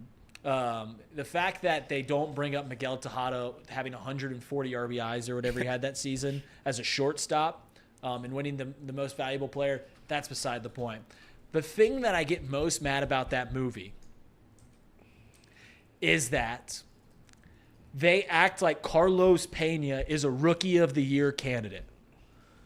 Carlos Pena that year, because that's the big point of contention, right? Yeah. He's trying to play Scott Hatterberg and what's his name? I forget the actor's name that has recently passed, but it's supposed to be Art Howe, right? That's the manager. What's the actor's Seymour. name? Philip Seymour Hoffman. These are Carlos Pena's numbers. He batted .240 and had an on-base percentage of .315 in 120 games. Well, and that was for Detroit mostly. He played 40 games for the Oakland Athletics that year. He batted .210, had an on-base of .305. His OPS plus was 92. And we act like this is a Rookie of the Year candidate. It was a feel thing. That's right. It's about what you felt when you watched him play. And then what's the other one? I'm pretty sure Scott Hatterberg played the majority of the year. Like we acted like Scott Hatterberg was never playing. 2000. Scotty H. Yeah, guess how many games Scott Hatterberg played for that game. Like remember, big point of contention is he needs to be in the lineup. Guess how many games Scott Hatterberg played? 110. 136. This is not a fun game. Guess how many plate appearances he had? 328. Almost 600. But he didn't play. They weren't playing him. They weren't playing him. I don't like when Reed. Was it true that he played first base? According to the most, yeah, that was the. Okay, that was the game he played the they most. nailed it. Right on the head. That was the game Baby he played steps. the most. Okay. That was not a fun segment. No, I didn't like that. I did not like that segment. Philip Seymour Hoffman, yeah, R.I.P. Hoffman, he was great. Philip Seymour Hoffman's one of my favorite actors ever. Is Shawshank your favorite movie? No, but it's up there. Okay, that's fine. I'm not saying Shawshank's a bad movie. Whiplash is probably my favorite movie. But Whiplash. Shawshank is, if it's your favorite movie, I don't know. You can do whatever you want. I saw Mr. Mo was trying to get me. My mother who passed away from brain cancer. Favorite movie was Shawshank Redemption. Should I tell her Reed Mouse, heart attack survivor, said that's wrong? If you find a way to talk to her, tell me, because I'd like to talk. I'd like to talk to some dead people. See what we're doing here? Let's get back to the show. Back to Radio Land.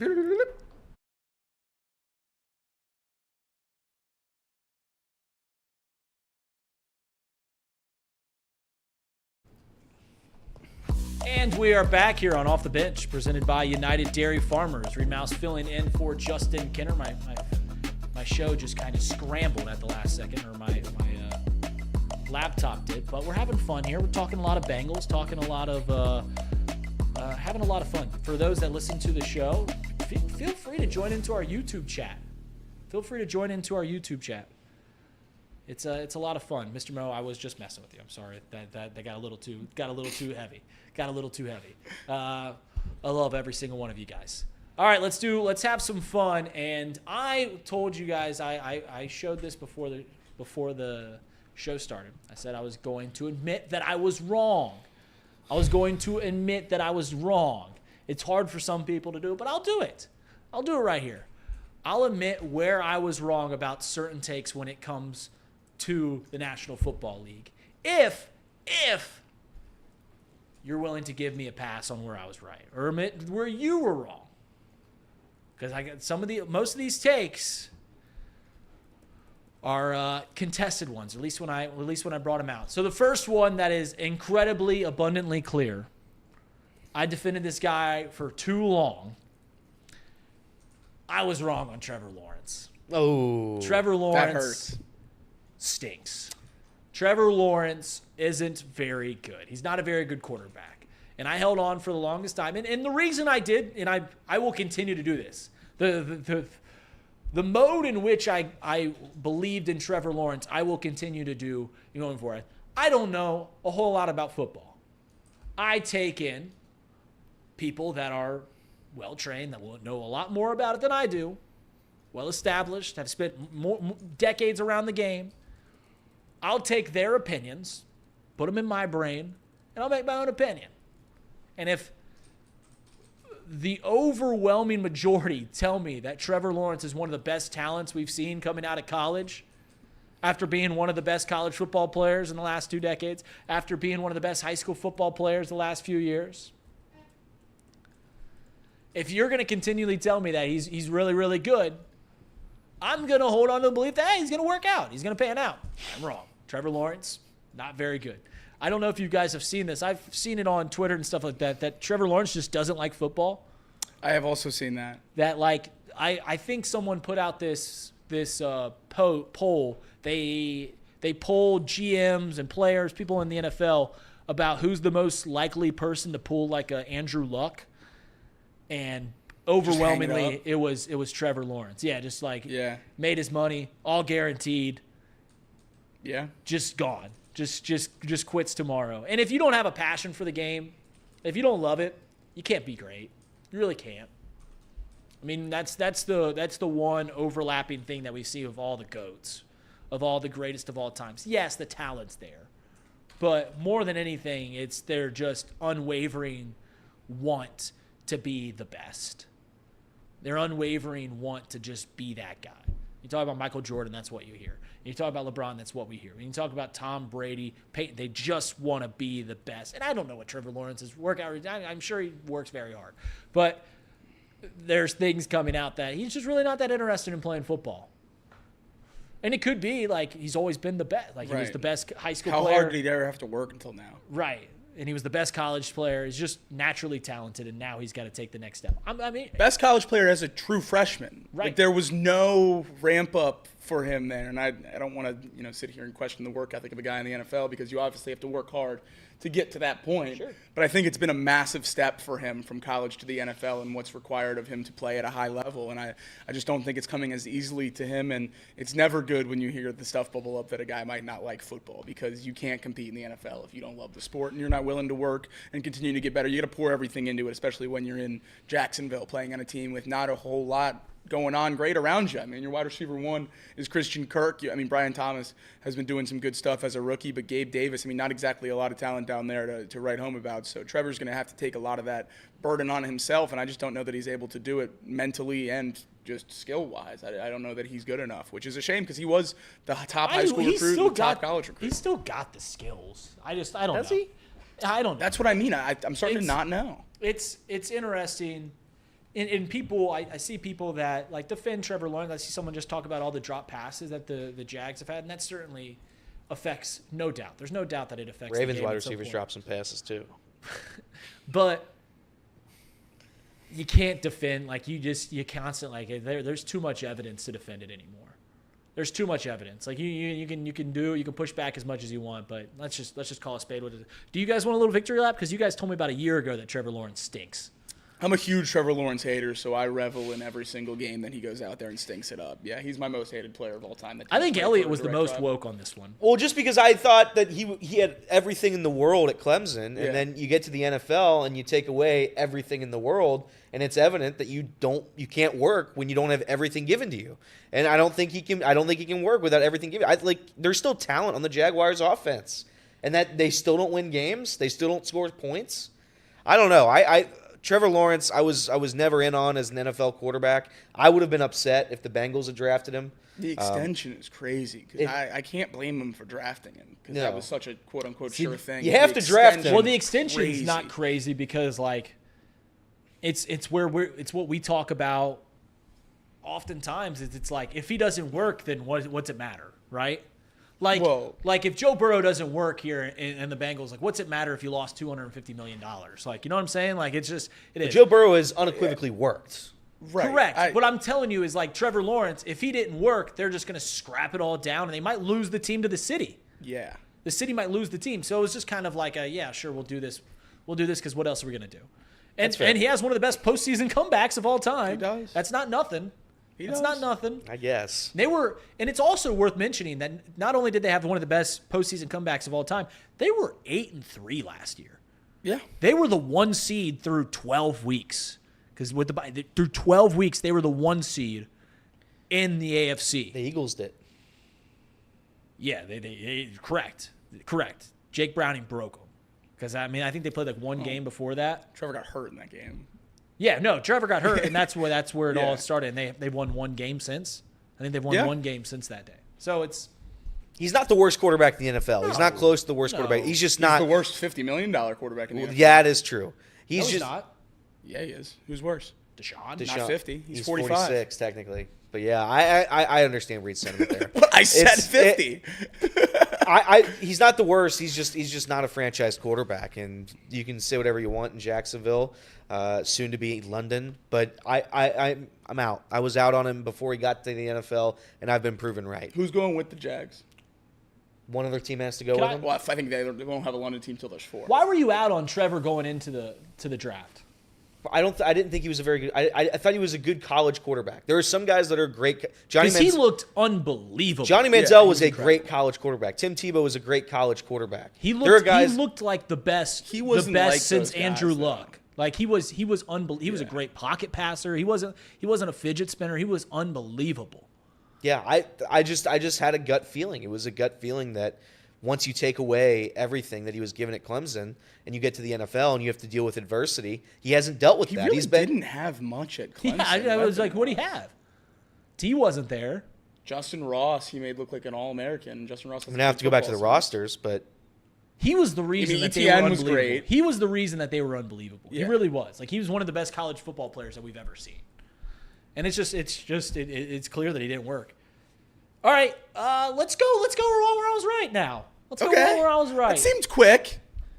Well, the wrong section seemed quick. Yeah, the wrong was. Oh, do you want me to go do all the wrongs? Oh, no, I thought you were doing. I thought that's what you were doing. Right, well, no. Switch it up. It's your show. All right. I'll go with one where I was right. I was laughed at for this last year. When I talked about all these quarterbacks coming into the league. When I talked about all these where you want to land and and I admit where you land matters. Right? Do I think we'll go back to Trevor Lawrence? Do I think if Trevor Lawrence goes to like an established team and not kind of a dumpster fire that is the Jacksonville Jags, would they be better? He'd probably be better. So where you land matters. I said last year that the Minnesota Vikings look by far the best spot maybe in the history of the sport to land. Justin Jefferson, Jordan, a great offensive mind, a great offensive line, and running backs galore. If you worked in that system, if you were falling into that system, you were head over. I was right about the Minnesota Vikings just having an incredible offense. And everyone was like, man, the Vikings who won 7 games. A lot of credit was given to Kirk Cousins, and rightfully so. He's one of the most professional quarterbacks we've ever seen. He's great. He's good.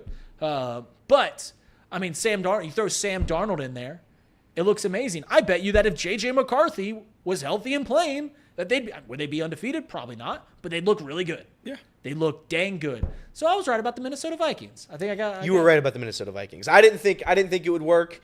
I still don't I don't believe in J.J. McCarthy, but clearly if Sam Darnold's able to look like an MVP candidate, maybe J.J.'s going to work. So good for you, good for the Vikings. That offense is legitimately good.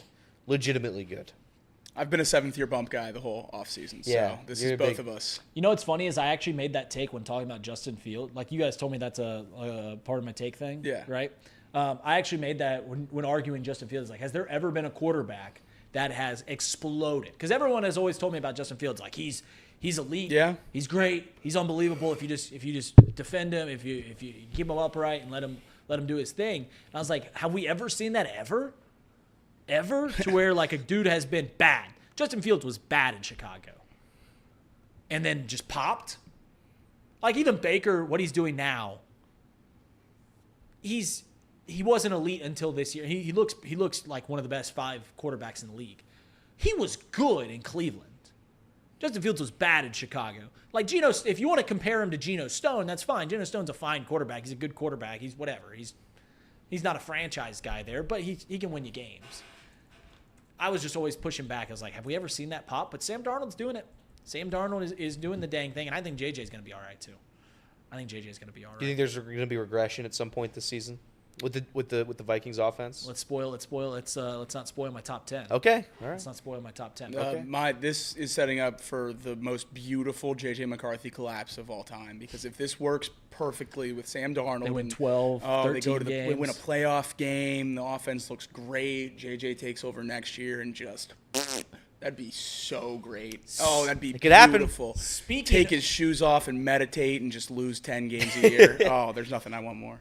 Speaking of letting college football biases guide your NFL opinions, where else was I wrong but C.J. Stroud? C.J. Stroud's one of the best quarterbacks in the league.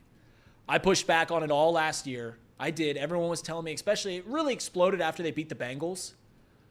And I think it was kind of combination of they were like 3 games over 500 at that point, or like they started booming, and we're like, all right, how serious is the guy? They beat a team that looked like one of the best teams in the league in the Cincinnati Bengals at the time. And then it happened in Ohio, where C.J. Stroud obviously made a name for himself at Ohio State. And I'd pushed back on C.J. Stroud longest time. I think my only complaint, I was like, I'd rather have Jordan Love. I'd rather have all that. Even if that's all true, C.J. Stroud's he's one of the best quarterbacks in the league. And it's abundantly clear that if you asked, out of all the quarterbacks, out of all the young quarterbacks, you take guys that have been in the league for less than 4 years, we'll say, he's probably your one. He's probably the number one guy you'd pick, and you should, because he has this thing that has been attributed to Joe Burrow, and it's part of the reason that I lose a little bit of faith. Like Joe Burrow, like through all the stats and everything like that, you just like, but he wins. And I watch the Texans every week. Am I overly impressed with the Texans and how they're playing? Not really. But they win. They go out there and they win. They got boat raced earlier this year, but they win. C.J. Stroud, he makes elite passes. I remember, I forget what primetime game it was early in the year, and I hate watched. As an Ohio State hater, I hate watched C.J. Stroud. And I'm just watching him dice up the defense every third down, and I'm just like, nah. This guy's pretty good. So I was wrong.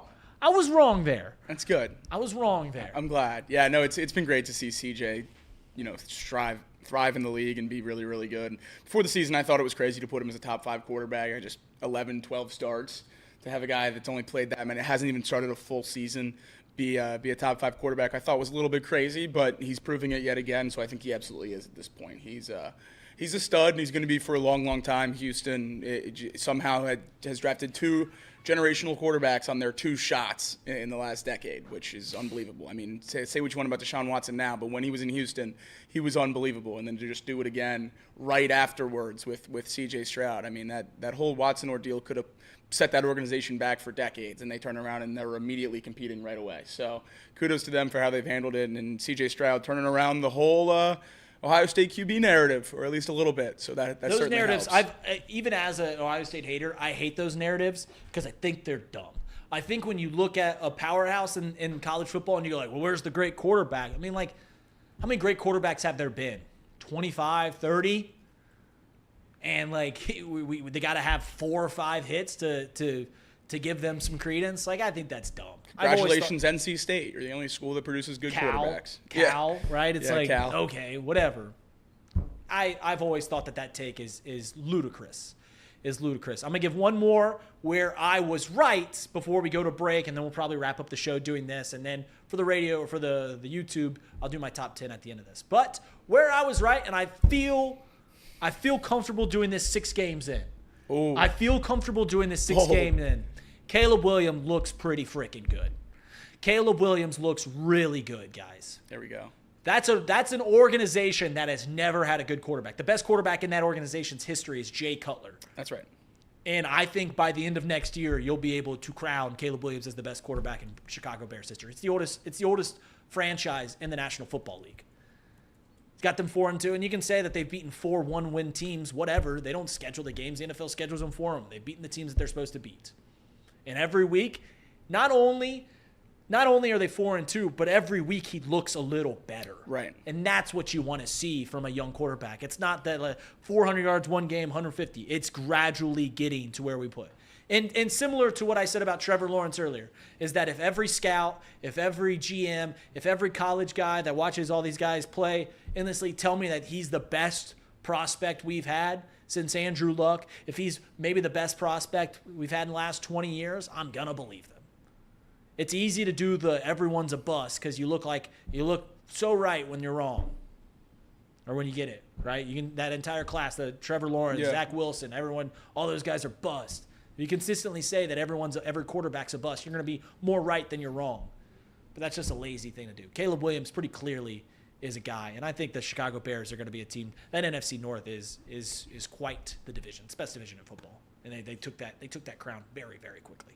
We're going to take a break. When we come back, I'm going to tell you more where I was wrong. If you watch this show long enough, my takes that I was wrong on here on Off the Bench, presented by United Dairy Farmers.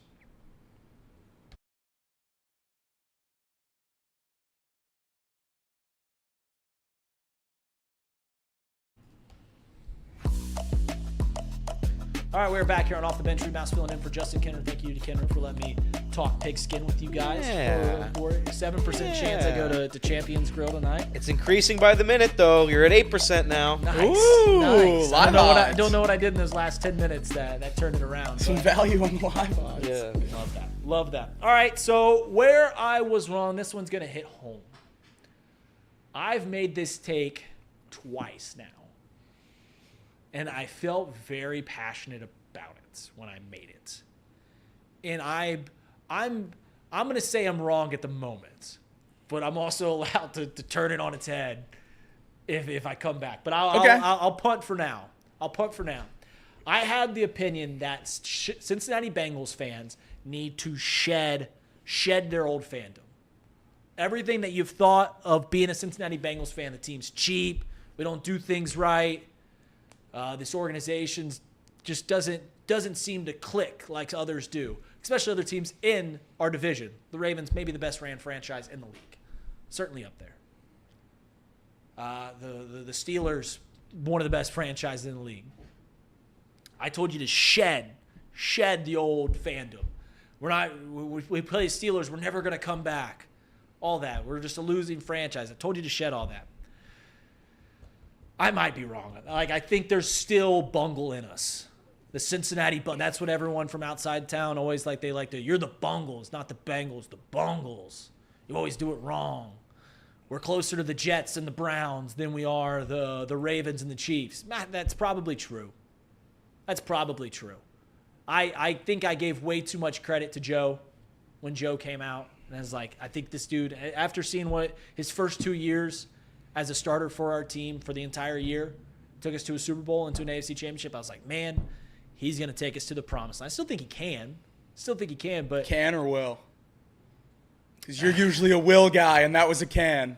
Regardless, I still think that there's just certain. It just shows you that it takes a village, and maybe I was too eager, too quick to jump to just shed everything. Are you guys closer to thinking that we're the Bungles than the Bengals? Yeah. I'm kind of with you and working back in there, and I think that comes from the Jamar Chase ordeal this summer. That was about nonsense. as bungly as it gets, as about as old Mike Brown as it gets. And I think a lot of people, myself included, talk about this Bengals front office in this time frame and give them a lot of credit, or at least try to, for how they've been able to attack free agency and how you have spent in areas of need. But I think it's important to remember when we talk about those guys, they've never spent at the top of the market. They've hit on mid and low tier guys. Trey Hendrickson was almost unanimously viewed as a horrible signing at that price. They thought we drastically overpaid for a guy who had one breakout season in New Orleans opposite of Cam Jordan, who is a probably a Hall of Famer. Right. And then he comes in here and he outplays expectations. It ends up being a massive underpay for what we got out of him. Von Bell, same thing. He threatened retirement because we were underpaid. Right, exactly. Von Bell, very similar thing. Brought him in from the Saints, and everyone thought he was washed and done, and he put together great years on the road to a Super Bowl. And it seems like the Bengals' luck has just run out a little bit. Trying to do the same thing with, Trent Brown and Sheldon Rankins. You lose Trent Brown to an injury. Rankins has already missed a lot of games. And you try to bring Von Bell back and capture a little bit of that magic. And it just doesn't seem like they're all the way committed to acting like a championship team. They want to put on that front as much as they can, but they won't go all the way in. I think there's a lot of things that they've done that are the right moves. I still hold that the Jesse Bates, in hindsight, whatever, I still think you still operate that way where you don't pay safeties $20 million. Is he one of the best safeties? Maybe the best safety in the league? Sure. But I still think you operate in that realm. You don't give Joe Mixon another contract. I'm okay with that. That's the right thing to do. You go out and you get a left tackle. If you can't draft one, you go out and get one. One of the best. The fact that we even get Orlando Brown's incredible. But then there's just those things where it's like, all right, maybe moving in terms of trying to be a smart franchise, just tagging T and keeping them around. Maybe that's the right move. But you do that and you front load a Jamar Chase contract so that you can keep him around long term. But just the fact that this franchise and this owner isn't strapped with cash makes it to where we don't do that. And it's just like, that's a dumb move. Like, how are we not front loading a Jamar Chase contract? So for all the good things and all the smart things where it seems like we're heading in the right direction, you just see like, oh man, maybe we still have that. Maybe we still have that. I don't and think like I said, we can turn it around in a hurry. People give the signing of Joe Burrow, I think, more credit than maybe they should. Because granted, it's great. You're paying a quarterback $55 million. You're doing everything that you can. You broke the guarantee structure. Correct. Like you did it, but you also didn't have a choice. Right. If you don't sign Joe Burrow, similar with Jamar, there's no choice. You give an extension to Jamar. Correct. It's the world knows if you don't, you're actively trying to lose because you're not giving yourself the best chance to win. And that's where I think that I understood and I understand the sentiment. You changed the name of the stadium. We were bringing in the Ring of Honor. We're doing the right things towards the stadium. We're building an indoor and everything like that. Those are all great things. You're starting to change, at least on the outside. Right. But internally, I still think they're the same Bengals. This team desperately needs defense. I'm not saying you have to, but we all know in our hearts and in our minds that there's a 0.00% chance that the Bengals make some sort of move before the deadline. We'll still talk. That's something that's always happened and always will continue to happen. And I don't know if that's a result of the Bengals being the Bungles or them being cheap or them not wanting to give up draft picks. I don't know what that reasoning is. But there's a clear issue with the team, and the Bengals are actively not pursuing help. To be fair, they did sign a veteran in Lawrence Guy. Again, out of necessity, and he was... Could be. No doubt about it. But yeah, it's they're doing the right things, and they're trending the right direction. Maybe our gripes are that Rome wasn't built in a day. Right? Maybe our gripes is that we don't just wake up and we're not that team anymore, that there's still those lingering precipitations from what they used to be. But they're heading in the right direction. So that's where I was wrong. I'll give you one where I was right.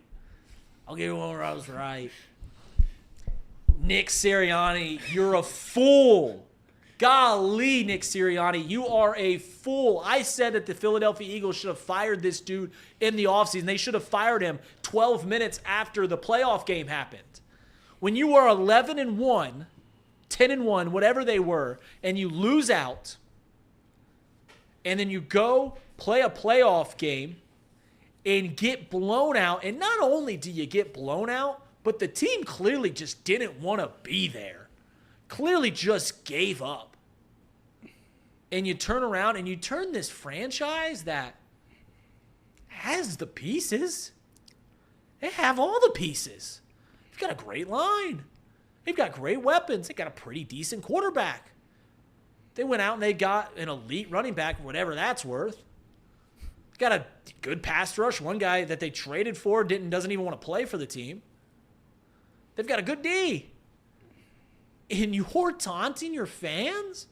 Your 23-year-old quarterback is telling you to be more mature, you're a fool.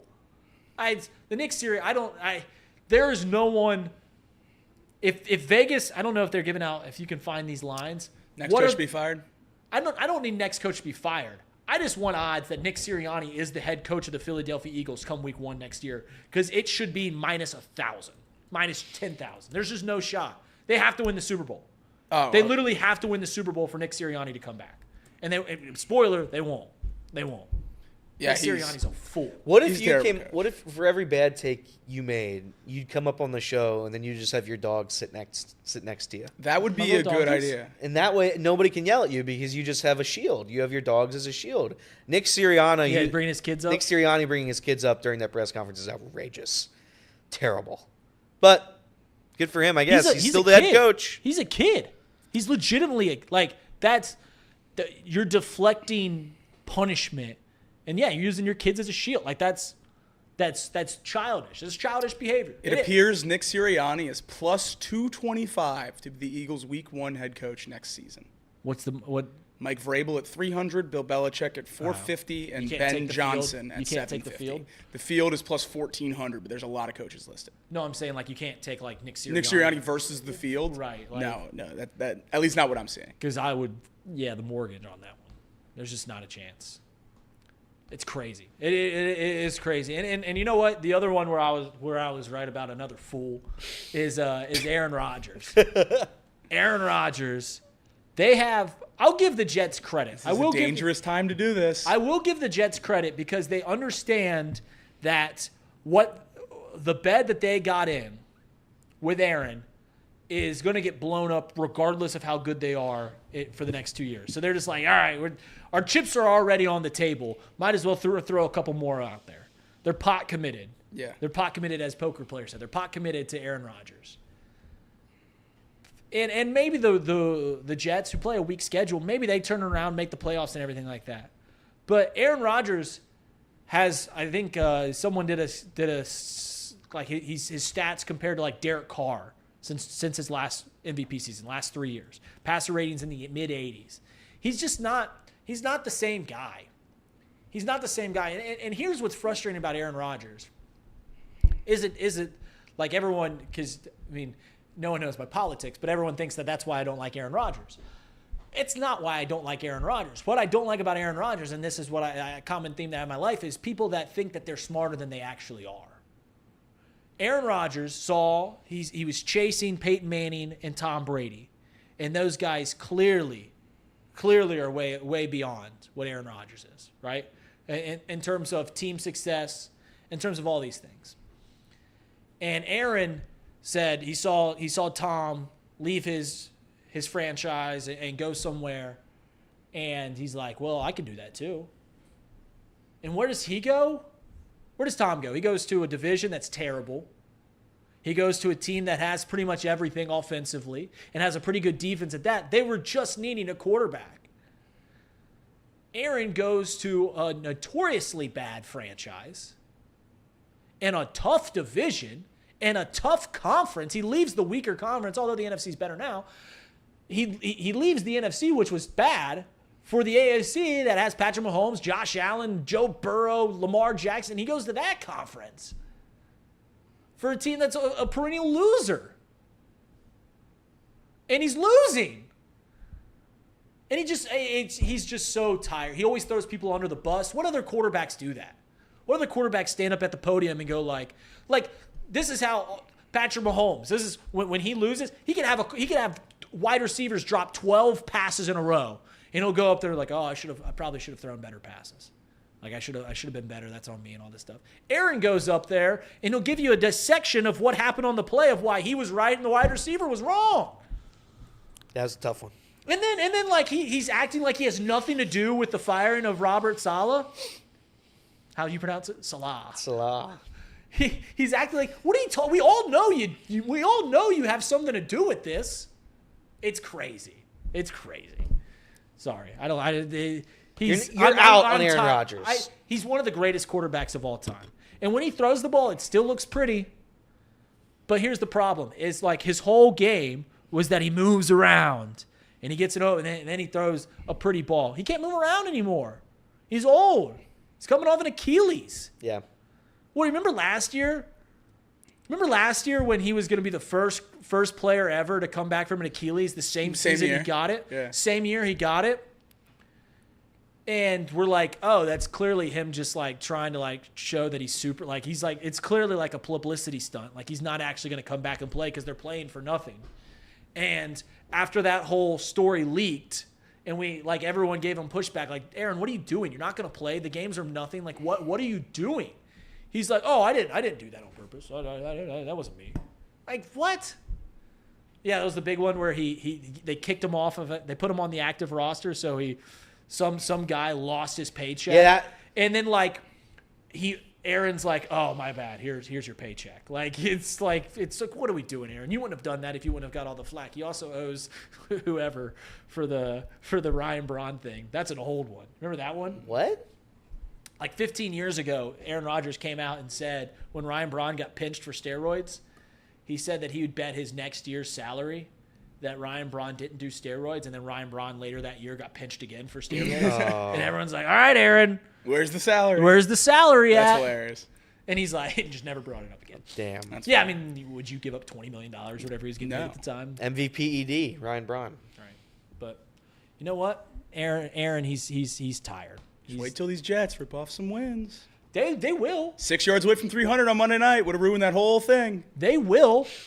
That's the thing about the Jets. They will win games. They're not a bottom 15, 20. Like they'll be in the final few weeks of the season fighting for a playoff spot. Yeah. Like they will be around that 9-win to 10-win margin. Like let me put it this way: if the Bengals turn this around, one of the teams that we'll be fighting that final spot for is the Jets. For sure. Yeah. But that doesn't change. Like it's just he was supposed to make them Super Bowl contenders. And how about this? I'll donate my next year's salary if the Jets win the Super Bowl. That's boy. That's my only the caveat. The fine print is only if Aaron donates his from the Brian Braun. Yeah, that's fair. From 15 years ago. That's fair. Are we done with time on the radio? We're done. ESPN 1410 Wing AM. That's right. We'll be back on 1410. Justin Kinner will be back tomorrow. That's right. He'll be back tomorrow on 1410 Wing AM. This is Off the Bench. Thank you, Kenner, for letting me fill in. This is Reed Mouse. It's been a fun show for Off the Bench. Kenner's coming up next on 1410 Wing AM. As always, if you're a listener of this show, tune into the YouTube stream. Just get on YouTube, search Chatterbox Sports. You'll find us there. Join the chat, and it's a fun time.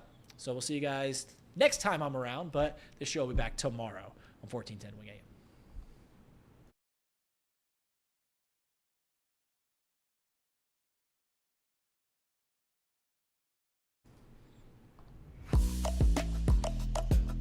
It's so funny that there's like two things that if you get the ball rolling down the hill with me on, yeah, I can just keep going. Aaron Rodgers is one of them. Nick Sirianni's one of them. Although Nick, I don't have much more to say about Nick Sirianni. Like it's just he's a fool. He clearly shouldn't have that job anymore. Yeah, it's just like I don't know. If it would be interesting to see if they won that Super Bowl, like how the discourse would be around Nick Sirianni, like how much different it'd be. I mean, they got rid of Doug Peterson, so like he's gonna get fired very soon, right? That fly's so that it's fly. It's all over It's the Kinner fly. He's not going away. Yeah. Doug Peterson's gonna get fired. Well, I'm saying soon, Doug Peterson right? got fired after winning the Super Bowl for the Eagles. So, like, I don't know if we'd still be having this conversation with Nick Sirianni if they won the Super Bowl 2 years ago.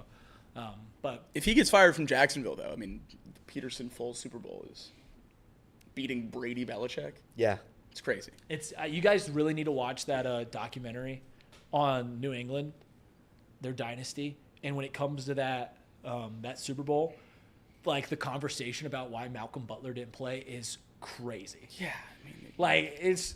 Did they ever answer why? No, they won't say. They like the only thing that Belichick and Brady say is that it was nothing off the field. There was nothing in the locker room that caused him not to play. So they're saying it's because he wasn't good enough. The guy that played the most snaps of anyone on defense that entire regular season. He was their best defensive player. He won them the Super Bowl like 2 years earlier. It's crazy. It's insane. And they're just like, Tom throws for 520 yards and Malcolm Butler just doesn't play. That's insane.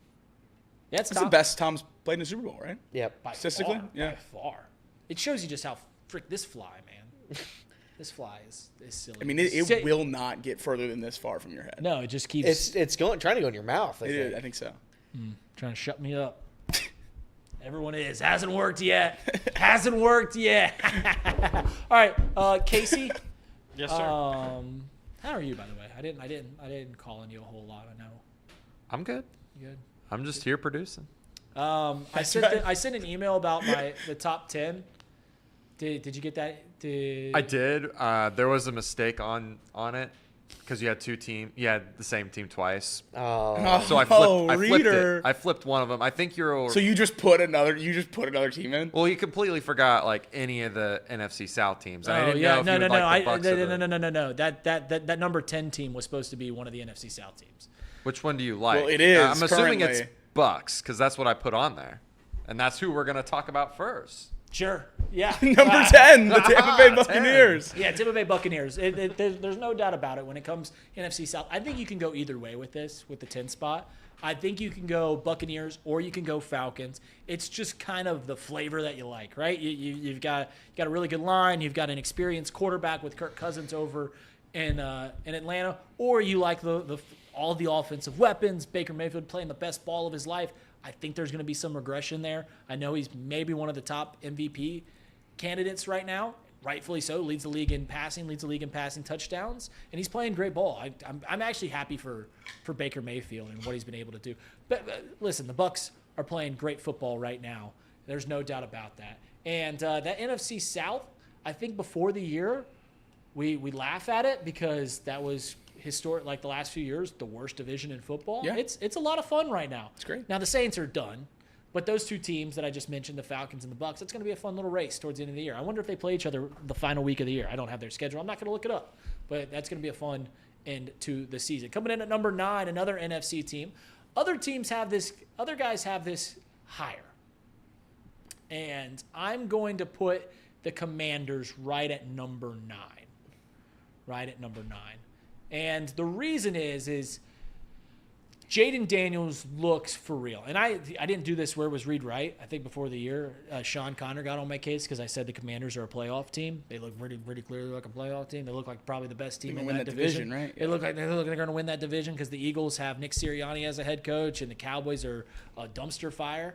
Fat Mike. But the Commanders, that defense is what scares me. That offense, Cliff Kingsbury, Jaden Daniels, that works. All of that works. They're going to put up a lot of points. I just don't know if I could put them up in the top dogs yet. We saw them play the Ravens, and I think Jaden Daniels played fine, but just couldn't get it done, and that just shows you where they sit. I think 9's a really good spot for the Washington Commanders. I think they're going to be a playoff team. They even might win a playoff game, but I don't think they are true contenders to put them up in like the top 5 or anything like that. Number 8's a weird one for me. Because just a couple weeks ago, I had them as one of the best teams in football. And I think that there are some serious concerns, the concerns that we had going into the year, and that's the Buffalo Bills. Yes, I think they have the second best quarterback in the league in Josh Allen. Yes, I think they have one of the best quarterbacks that the sport has ever seen in Josh Allen. But all those concerns about the defense, a little inconsistent play. I don't know how much I love their coach. I think he's fine. I think he's right with like Zach Taylor and just a fine, good coach kind of era. But I think 8th spot is still a good spot for the Bills. I think they still win that division handedly. You don't. I concur. I mean, I know the Jets and the Dolphins when they get Tua back, maybe the Jets are 2-4, but I still think they win that pretty handedly. I don't think it's going to be close. And even if the Jets won on Monday, I would. You guys are higher end on the Dolphins than me. Tua is, again, I hate to keep saying it, he's one acorn bouncing off his noggin away from being done forever. So the fact that we're going to trust Tua to not only stay healthy for the rest of the season, but also be good as we get into the colder months of the year, crazy to me. And the Jets, we haven't seen anything from them, respectfully, up until this point. They have Breece Hall, very, very good. And outside of that, the passing game hasn't been great. Aaron Rodgers just hasn't been as good as he used to be. So I'm all the way out on the AFC East, all the way out. The Bills have this locked up, especially with Amari Cooper. I'll bet you the Jets finish under 3 games behind the Bills in the AFC East. Yeah, I bet they finish under 3 games. You said it won't even be close. Finishing 2 games below the champion of the division is absolutely close. 2 games is not close. If you punt on the last week and they don't, then it makes it close. Or it makes it not close. I think finishing within 2 games of your division's so if it's a 3-game split and they just know and they go into the final week and they don't play, okay. and then the Jets have to win scenario. and then it's a 2-game split. In that scenario, it's a 3-game win though. Fair enough. I think the Bills are still a team that similar to it's just quarterback, right? It's just like you're scared of Josh Allen and you're going to give credit to Josh Allen. And they've had some games where they look absolutely incredible. And they just, it doesn't seem to be all there, but they win. So in this top 7, this is where I get a little wonky. You guys probably have this team a lot higher. And I already admitted that I was wrong on their quarterback. I'm going to put the Texans at number 7. And the reason I have them at number 7, they're winning games. There's no doubt about that. I haven't seen it yet. All the games look pretty ugly, but they're winning. And that's where I'm giving credit to CJ Stroud. If I give credit for Joe Burrow that a couple of years ago for just winning ugly games in the postseason, then I'm going to give credit to CJ Stroud. CJ Stroud's really good. They have almost every piece that you need there. But it just, something doesn't seem quite right yet, to where if they lose 3 games in a row, I wouldn't be surprised. If they win 5 games in a row, wouldn't be surprised with that either. A lot of you guys would have them higher, I'm assuming. Most people, I probably think they have them in their top 5. I have them right at 7, and I think that the next 6 spots are fairly interchangeable. Guys' thoughts on Texans at 7? I think they should absolutely be higher. I think with an elite quarterback and how their defense is playing right now, I think the Texans should definitely be higher. And losing Nico Collins is definitely a big deal, but Tank Dell stepped up and played great last week. I still think Stephon Diggs has a lot left in the tank, and it doesn't seem like that's going to be a super-duper long-term injury for Nico Collins. So I think that offense is going to be just fine, and Mixon back healthy and playing again is great to see. So, I think the Texans are absolutely a top 5 team in the NFL right now. They're a top 3 team in the AFC without question. I think they're probably going to be a top 2 team in the AFC. I think the Texans are better than the 7th spot in the NFL. If I had to do a fear rankings on teams I don't want the Bengals to play in a season, Texans are probably 3? I don't want to I don't want to play the Lions. I don't want to play the Chiefs. And I don't want to play the Houston Texans. So I think they're better than that. But they're top 10. So yeah, they're top 17. We're gonna run through this in a minute because we got dialed in coming up next. We forgot all about that. I was gonna go over, but we got dialed in coming in right now. 6. I got the Vikings. I know they're undefeated. Still a lot of questions there. I don't think it's unreasonable to have concerns about Sam Darnold continuing this route the entire year. 5. Packers. They might have the best underrated coach in the league. 4. We got the 49ers. Come on. 3. Lions. 2. Ravens. 1. Kansas City Chiefs. There we go. See you guys tomorrow. Love you. Dialed in coming up. Woo!